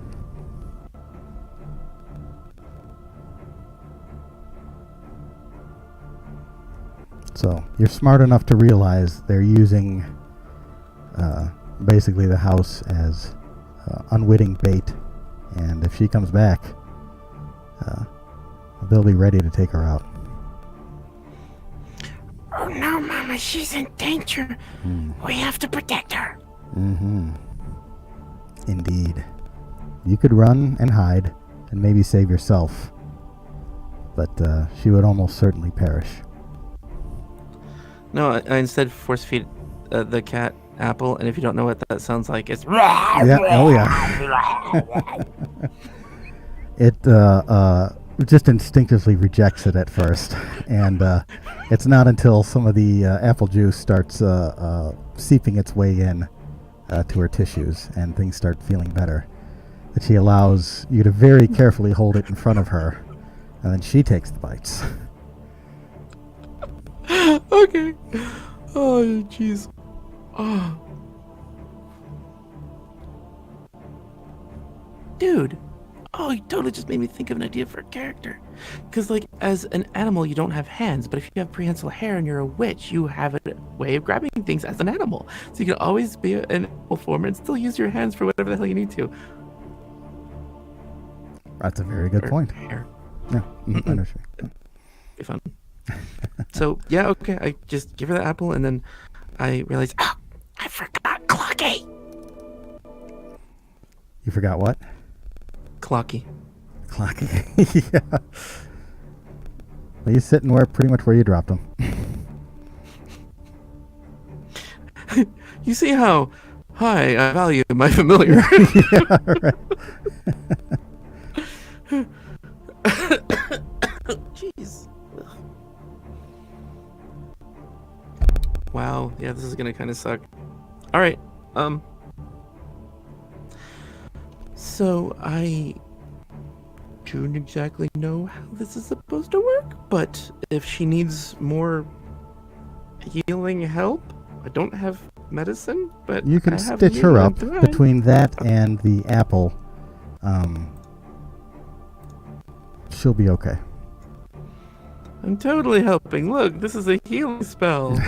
Stab, stab.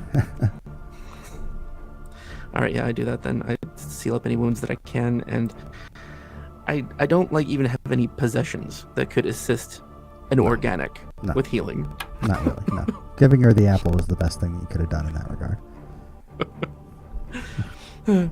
Okay, then I say, Okay, we have to come up with a plan, Miss Kitty. We have to... Can you bite and throats out? Can you go... She seems to comprehend what you're saying, and then gives a... like, more or less, I guess so. Mm-hmm. Yeah.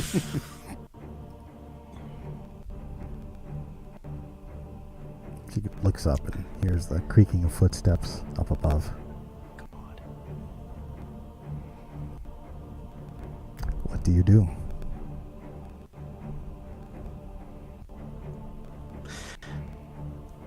I don't know if this is a great idea, but I don't care, because it's nice to know the head of a character, because then you can take actions even if it doesn't make any freaking sense, because it's what the character would do. Oh, yeah. So I go, Okay, you hide at bottom of stairs, and then when they come, they see me, and they pick me up, and then you run. You run. And if you can help me, then you can bite the neck. The cat gives a little bob of its head. I thought at first about using the cat as bait. And I'm like, no, that's not what he would do. No. I'm bait. I'm the bait. Sure. You hear the bigger fella tell the other one that that he's going to wait inside himself in case she comes back in some other way, and that he wants the guy in the officer coat to go back to his position outside, and if there's anything outside that he needs to take down, to do so. So the guy in the officer coat heads out of the house and starts making for the tree line, while the bigger guy waits inside. Seems to be standing kind of in the middle of the hall.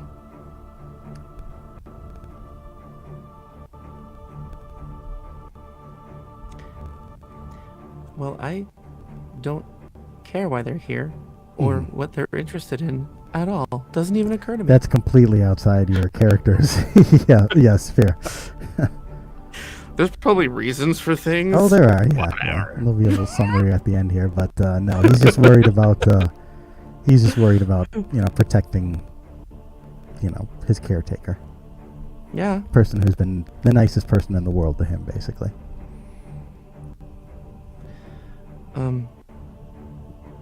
Okay, so You have ghost sound. Do a lot with that. yeah, I was just thinking that Trick people same into all time. sorts of things. Yeah, I've seen that used a lot of ways. I have to be able to. The location was the range. Range.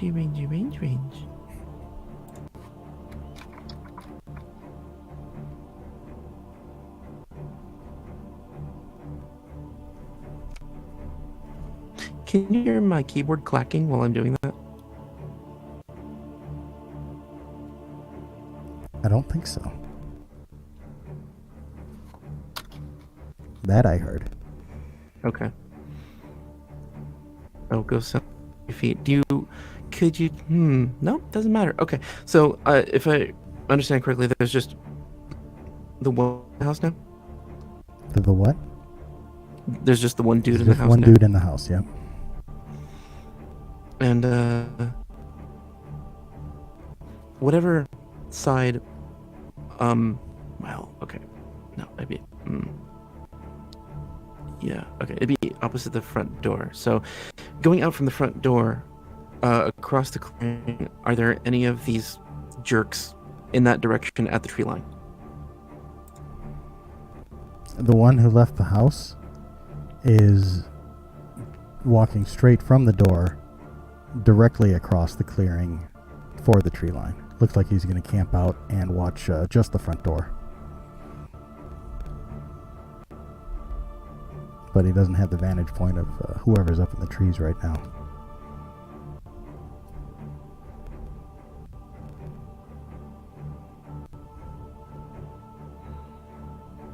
This is the weirdest freaking thing, but I think that this is an option too. So, I just thought of something simple, but then I'm pretty much going to go with anything that's more complicated than that. So this is what I'm going to do instead. I'm going to say, Oh, no, Mama, you stay here. And when I am ready, there'll be big booms, big, like before. And then you wait for me to come back into the cellar, and then I wait here for them to come in, because they'll see me come in. And as soon as they open the cellar door, then we kill them. But first, I'm gonna go sneak outside and climb a tree and slit this throat. Well, the cat definitely understands what you're saying, and it kind of...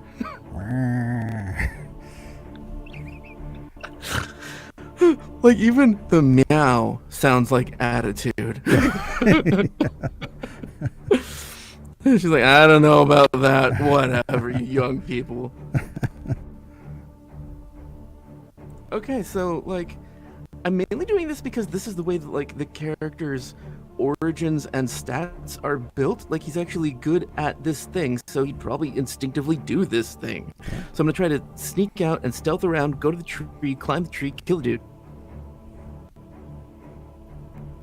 You to which tree? I don't know. Whichever one that dude in the trees is. Oh, do I not know which tree the sniper's in? Oh, you know the direction that it came from. Now it's very clear. You could hear the thunderclapping coming from the northwest. Okay. So then I'll go in that direction. Sure. There's a couple of very, very tall trees that way, and you think maybe that'd be he's up one of those. Okay. Some pine trees can get up to over 200 feet tall, in fact, in reality. So. You would not know that if you grew up in Phoenix and didn't live anywhere else. Right. Because they're tiny here.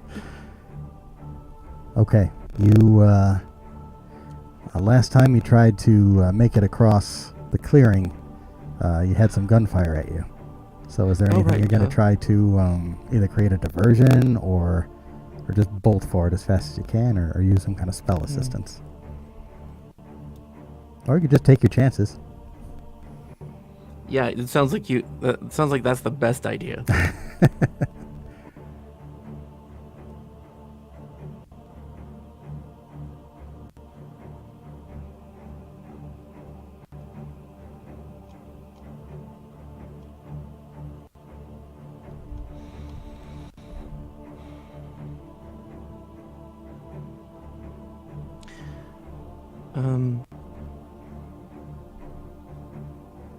I'm gonna do the thing that seems smartest to me,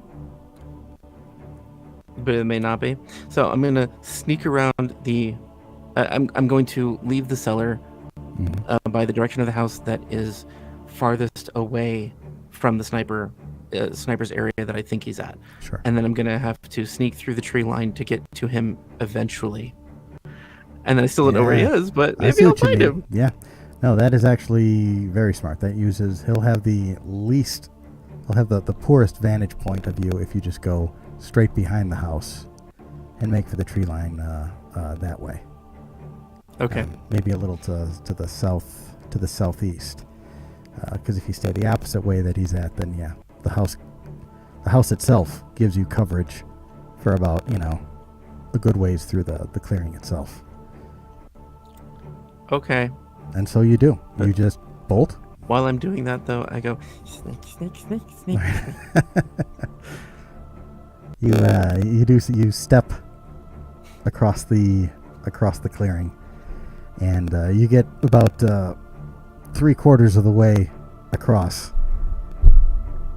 when a shot rains down at you.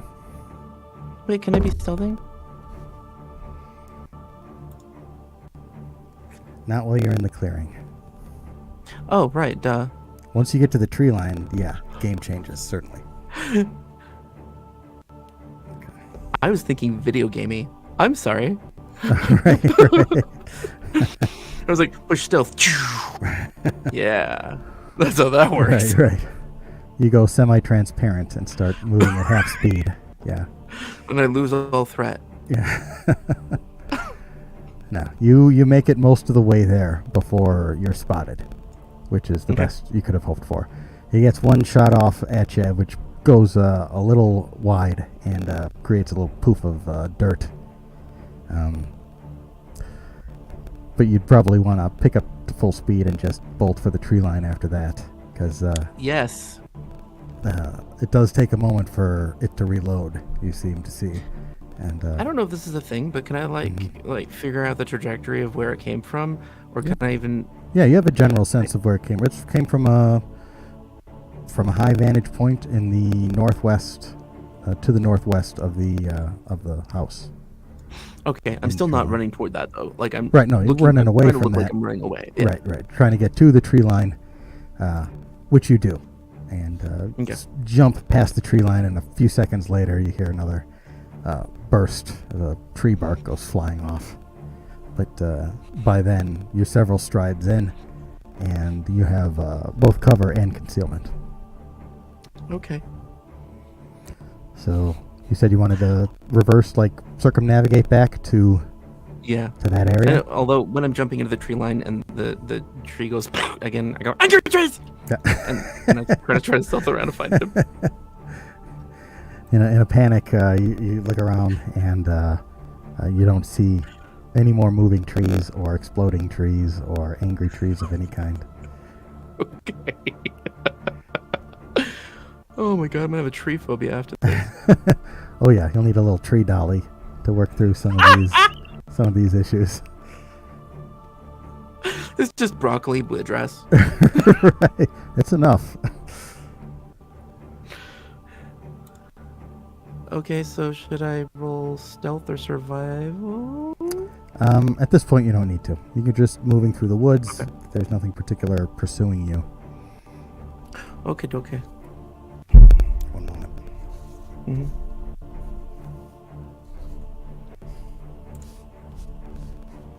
Wow, there's a long delay from what we're doing to YouTube, like 10 seconds? Really? Something like Yeah, I wondered how long the delay was. Okay. As you near the area where you think you heard the sound come from, you see a blinking light off in the distance. And as you get a little closer, you see that at the base of one of the very tall trees, there is what looks like a small retrofitted lantern that has runes around the top and the bottom. And inside you see not a normal light, but you see the pixie that's been tormenting you seems to have been captured by it and is sort of nonchalantly kicking on the glass panels, and every time he does, it creates a little flash of light where he kicks it. Some sort of magic has him trapped in there, and he's just kind of biding his time. And I assume from whatever here he I can can't do. make out details about the lantern itself. You'd have to get a little bit closer. Okay. Is he in... He's not in the direction of the guy I'm gonna go murder, is he? You look, and he's at the base of one of the taller trees. And you think that he might be actually very close. But whoever is that high up in the trees probably won't be able to see you directly down. Being that high up gives him a vantage point of the clearing. But, I mean, there's over 100 feet of tree branches directly below him that he Yeah. can't see through. He can I've maybe been see... at the bottom of many of those trees and tried to look at the top. You just can't. You can't. He maybe sees that there's a little light flickering and knows that he captured a pixie with his little trap. But that's about it. This character also has a bit too much empathy for his health, so I'm gonna go tend to the pixie. You get close to the pixie. It sees you, and it just rolls its eyes. It can't believe that you're the one that's coming here and maybe has its fate in its hand. Okay.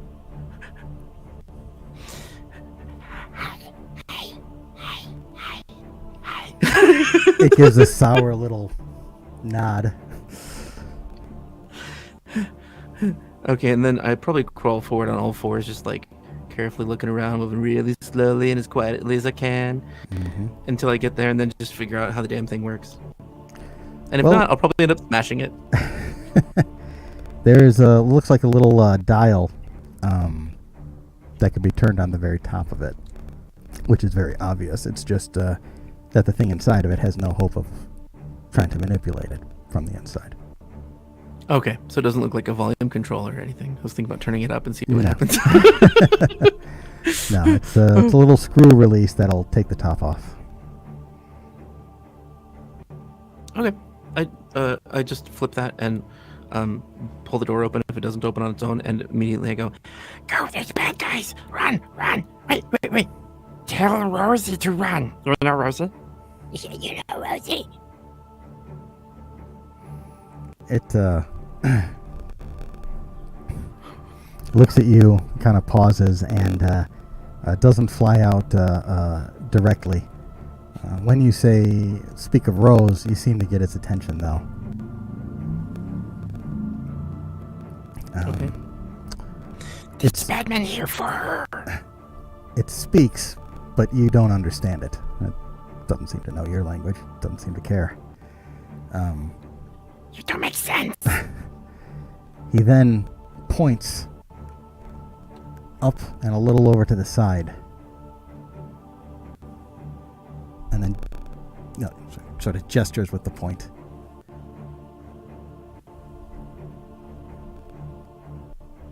Huh? Doesn't seem to be getting through to you. And It looks like I'm trying to pay attention. he looks a little frustrated. Then he gives a sigh. Then he points directly at you and lifts his finger, and you feel your form start to rise up into the air. I'm probably like trembling. Yeah, oh yeah, he starts shaking. But he basically flicks you quickly and powerfully with his magic up through the trees and up to, you go up to a certain point and then sort of slow, and you can feel the magic kind of slowing, and eventually you'll have to grab a branch. But you can see. Oh, I'm trying to grab. Yeah, oh yeah, you're as you're going.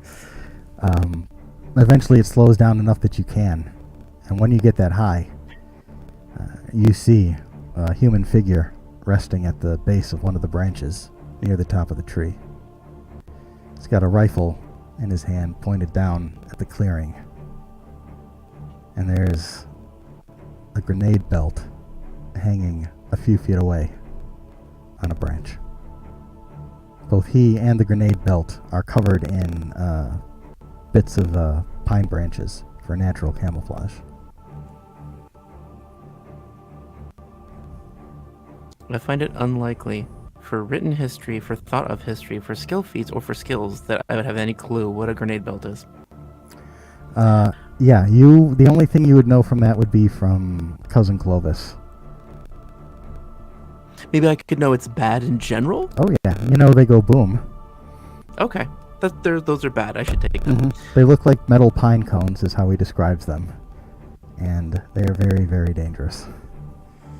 And they are separate from where... Wait, I mean, they're not attached to him right now. They're not attached to him. He doesn't want to be wearing extra weight while he's perched up at the branch. falls. Yeah, right. Okay, yeah, that. Yeah.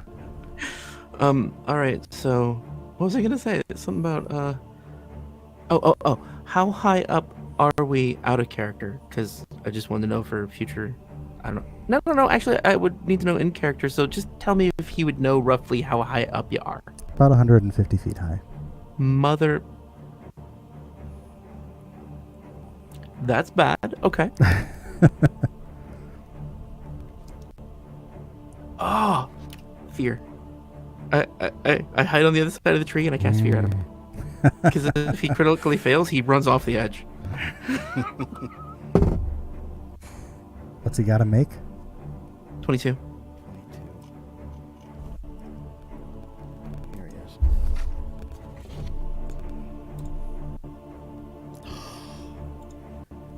$20. Okay, well he doesn't automatically flee, he's just frightened too, so he gets -2 to, like, everything.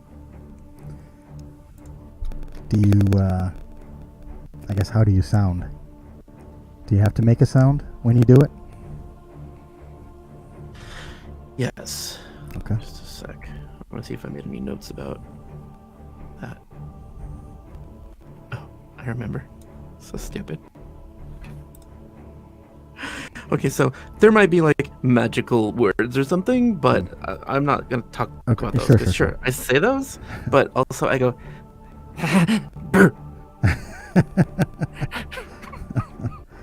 All right. Well, just so you know, the fall wouldn't be a 150-foot straight fall down to flat splat. I mean, there are branches everywhere, and you're light enough that you'd probably be able to grab on before you hit the bottom. Still, it's a long way up.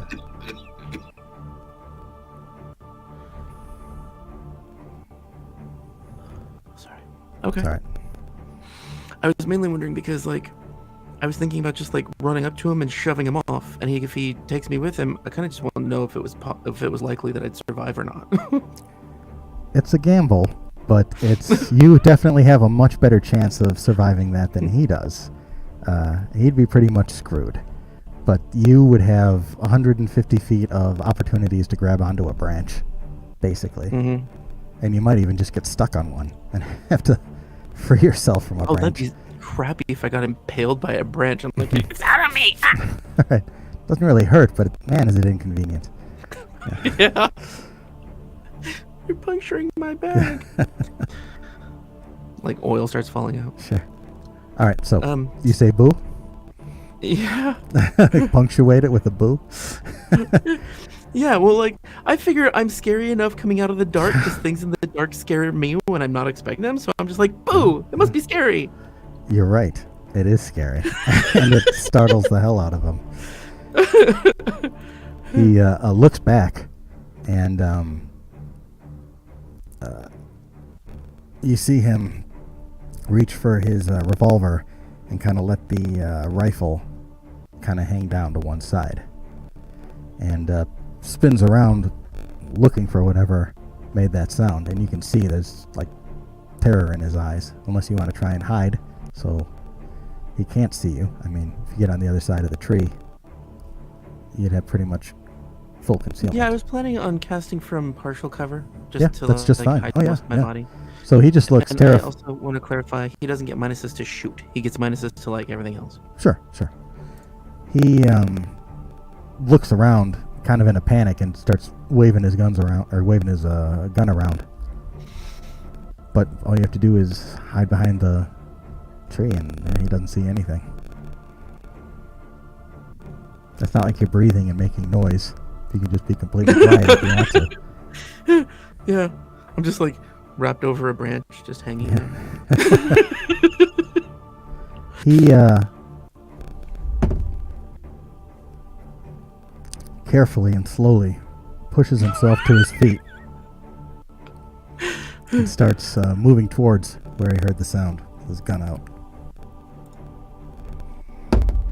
You can hear him braking for the right, going around the tree. If you don't move, he'll see you. If you move around the other way, I'm gonna he won't. do the thing that I think is funny, and I'm just gonna lay here over the branch and try to appear like a doll. I know it makes no sense. It doesn't occur to me. Yeah.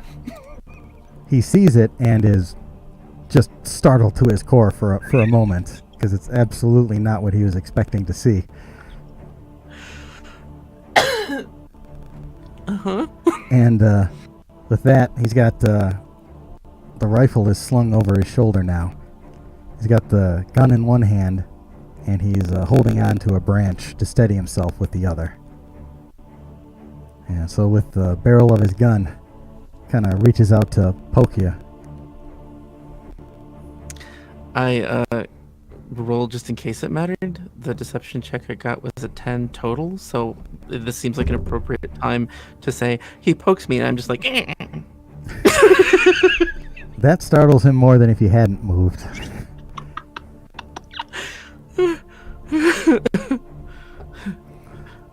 But he doesn't fire his gun. Oh, I'm within 5 feet, huh? Oh yeah, you're right there. Can I turn my head at him and belch? A green cloud just comes out of my face. It's a poison. Yeah. He looks like he is about to start putting his gun in a sheath, maybe so he can reach out and. Oh wait, no. No. He was reaching out to poke at you, and then you do the gas. Sure. Is that it? Okay. All right. Just trying to picture it clearly here. Yeah, he gets close, kind of nudges you, and then you turn your head. He maybe pees himself a little bit. And there's a right in his face. Does he got to roll reflex for that, or is that not like an attack?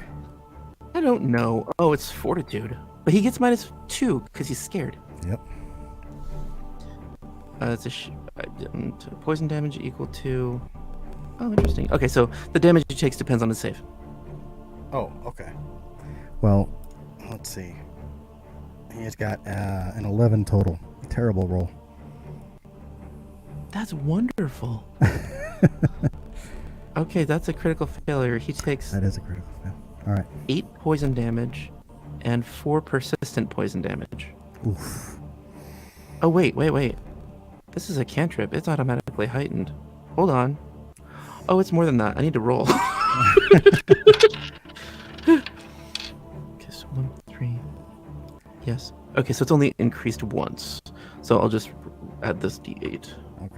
I'm going to step out to use the bathroom real quick, and I'll be right back. You can pee on camera. It's okay. Oh, okay. Cool. I'll do that then. He didn't believe me. This is fucked up. It's a cantrip. It just did 24 damage.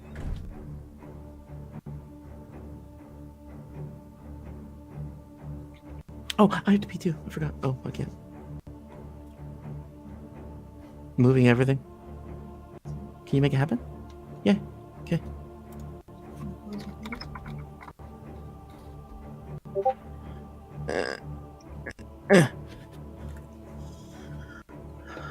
Oh, that's sweaty. Yeah. Me too. Ow. I'll know within 10 seconds when it comes back.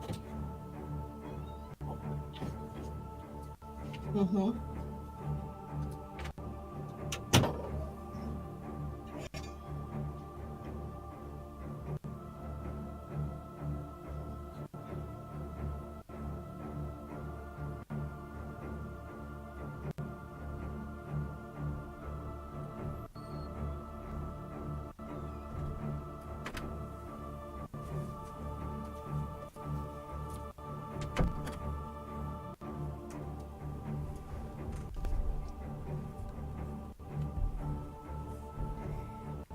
Alrighty.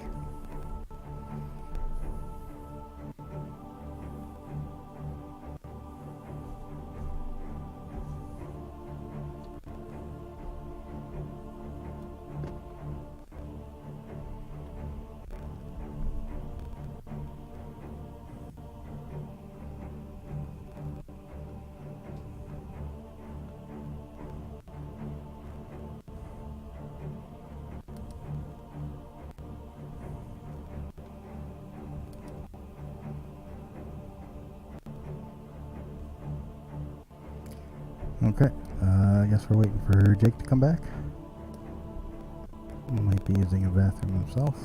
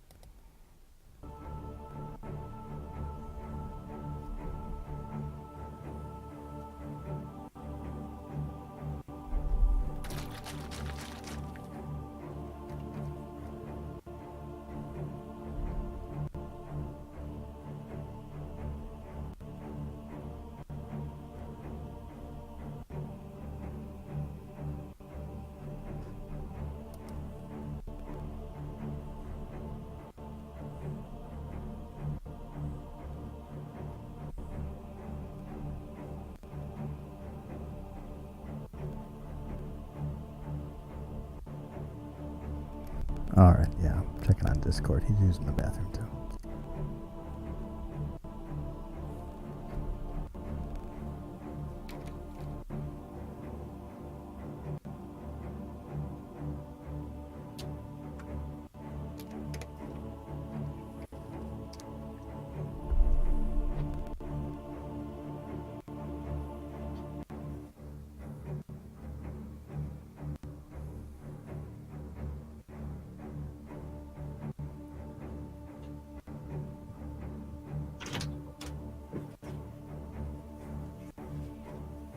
Turn it off. It's not helping much. Oh, I know. It's good to at least get a couple minutes though. Yeah. Hey, baby, get down. I don't know if he's. His eyes squinty. Mm. Get down. Come on. Gasty pants. Come on.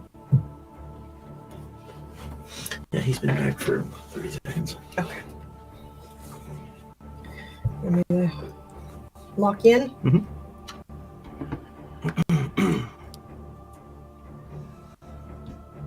Well, thank you, madam.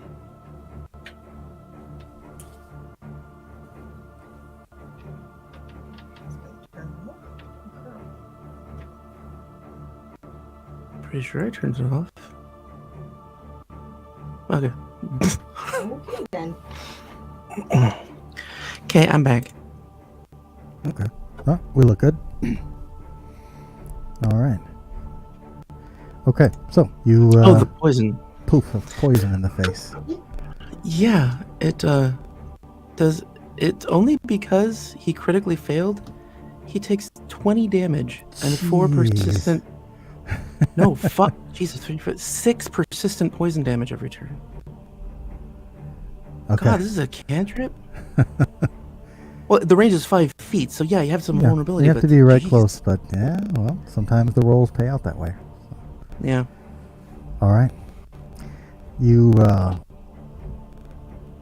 cough out or belch out a little Yeah, it's more like a belch. poof of extremely dangerous poison, and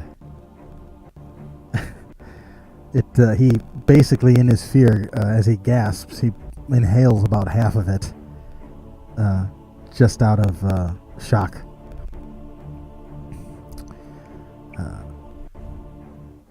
He That's a good way hacks. to describe critical failure. Hmm? Oh. That's a good way to describe critical failure. He hacks and coughs, and you can see even the first few hacks, there's some blood that comes out with it. And he reaches up to his face, feels it with his one good hand, pulls his hand back and sees that now it's blood gushing from his nose. Oh, I take this moment to go.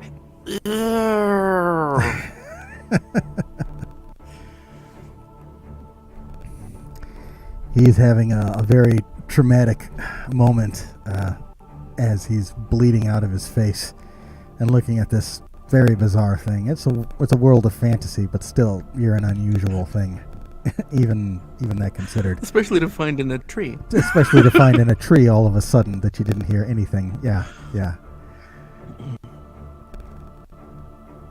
He hacks, coughs, reaches for his gun in a shaky panic, and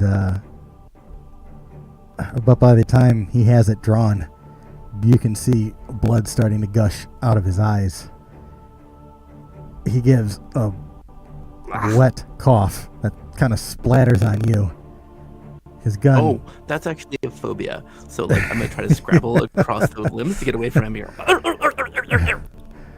Well, he coughs up blood onto you. Then he drops the revolver out of his hands, and just in sort of like a moment of intermittent balance, he finally falls back and crashes through the tree branches as he plummets down. After a few moments, you hear at the base of the tree.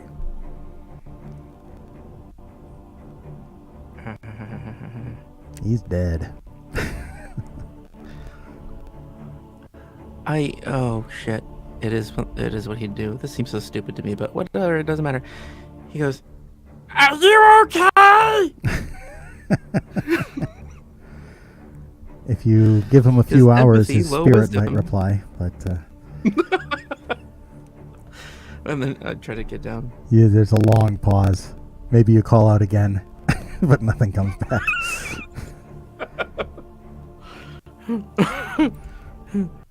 Well, after all, I didn't expect that to be the result. No, neither did I. But dude, you fucking killed him in one round, so. God. Weird. It was really the critical failure. He'd take half Yeah. damage if not for that. Yeah. Still, that's what happened. Yeah.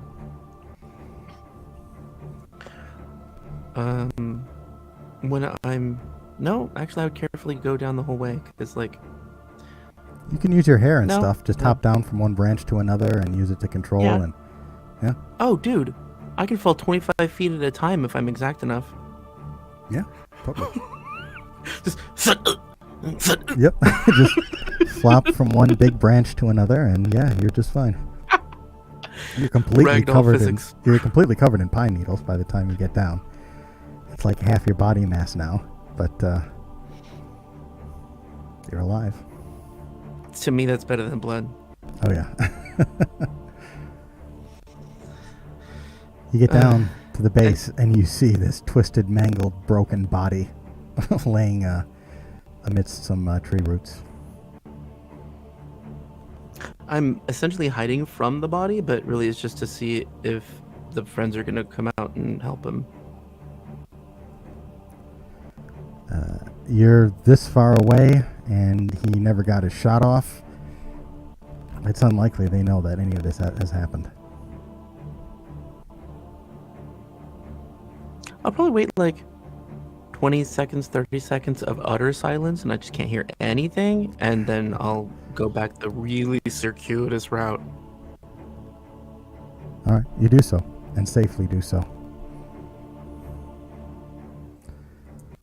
And yeah, if that's the route you retrace, and the guy at the front doesn't see you, and the guy inside doesn't know you're there either. I am not requesting this, but I should mention we have been doing this for about 2 hours. Mhm. Do you want to pause here and pick up later? I'm okay going ahead. If you're okay going ahead. But if you'd like to pause, we can break this into two. I don't know what people are interested in watching. Like 2 hours versus 10? I don't know. It wouldn't be 10. But It's another maybe 30, 45 minutes, depending on how you play it. It's just a matter of taking these guys out. It seems like a narrative, a narrative time for an appropriate pause. Okay. So it seems like it's like something just happened that was successful, but there's still danger ahead. Sure. That's why I was asking right now. Yeah. Do you want to... When would you like to pick it up?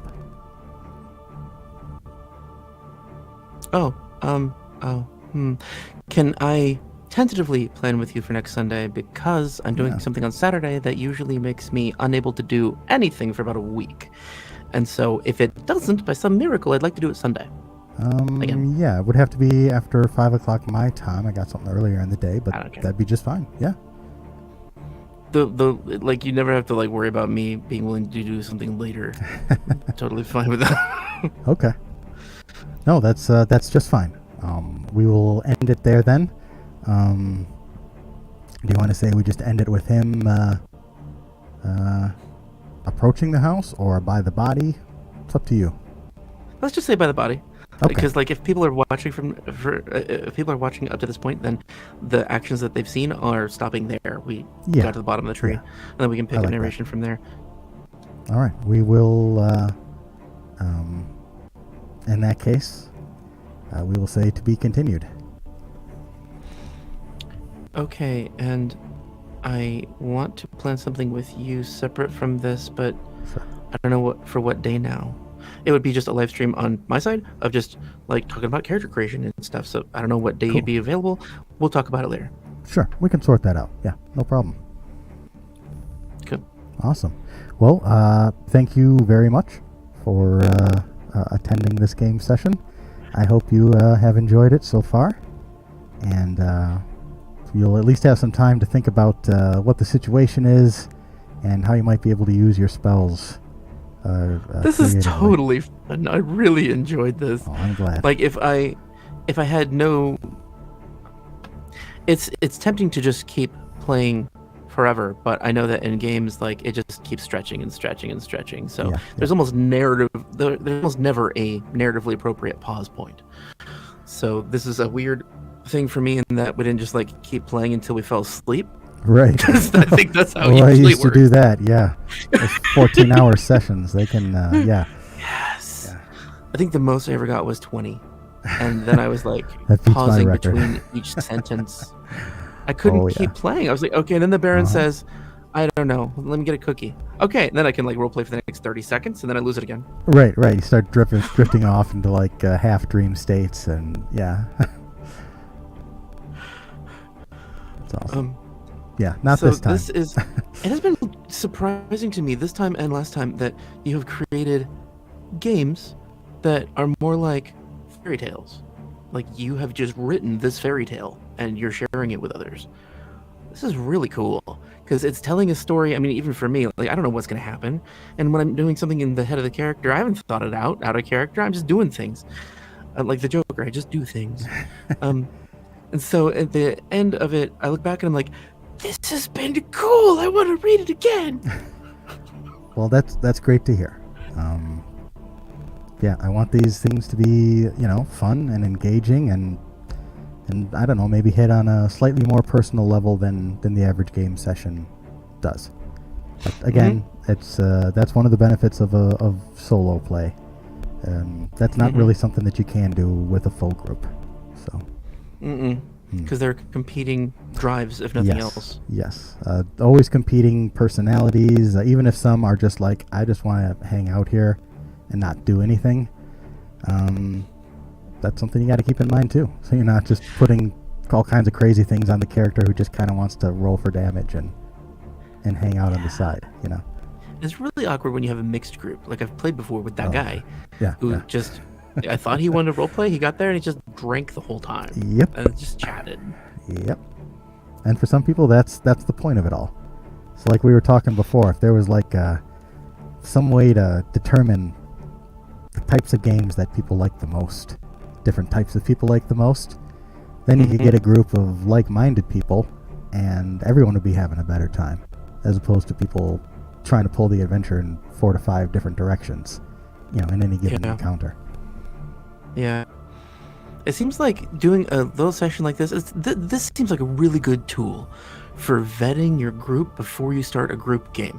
Because if you're giving this person all the attention personally and they still don't roleplay, they're not going to be involved. Right, yeah, absolutely. And you don't even have to do a huge game. You could do like a limited single encounter thing that had enough elements of roleplay and engagement, and you could really determine from that whether or not someone wants to just jump in, head first, or if they're pretty much just telling you what to do, or waiting for you to tell them what to do throughout the game. And that to me isn't terribly fun.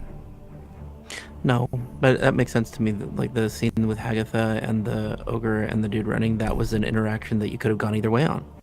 Yeah, and that was there for me to kind of me to gauge where the character was, where you were, and how you would kind of approach things. And then I used how you engaged with those characters to kind of inform how I would role play throughout the rest. And even from that one session, I have a much better idea of how you play a game. And I just can't know that until I'm actually running a game for someone. Yeah. There's only so much in theory that you can work off of. Well, yeah, and if you just ask them questions, they won't necessarily know themselves well enough to go, yeah, I like role play 70%.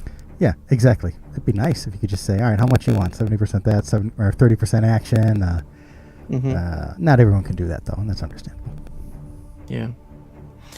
I would like to continue talking after the stream. How does that work? Can you... Yeah, you can stop recording, and then we can just chat, right? Sure. Why don't I just end this here? We'll continue talking. Thanks for coming, everybody! Yes, Bye-bye. Thank you all for watching, and we will see you next time.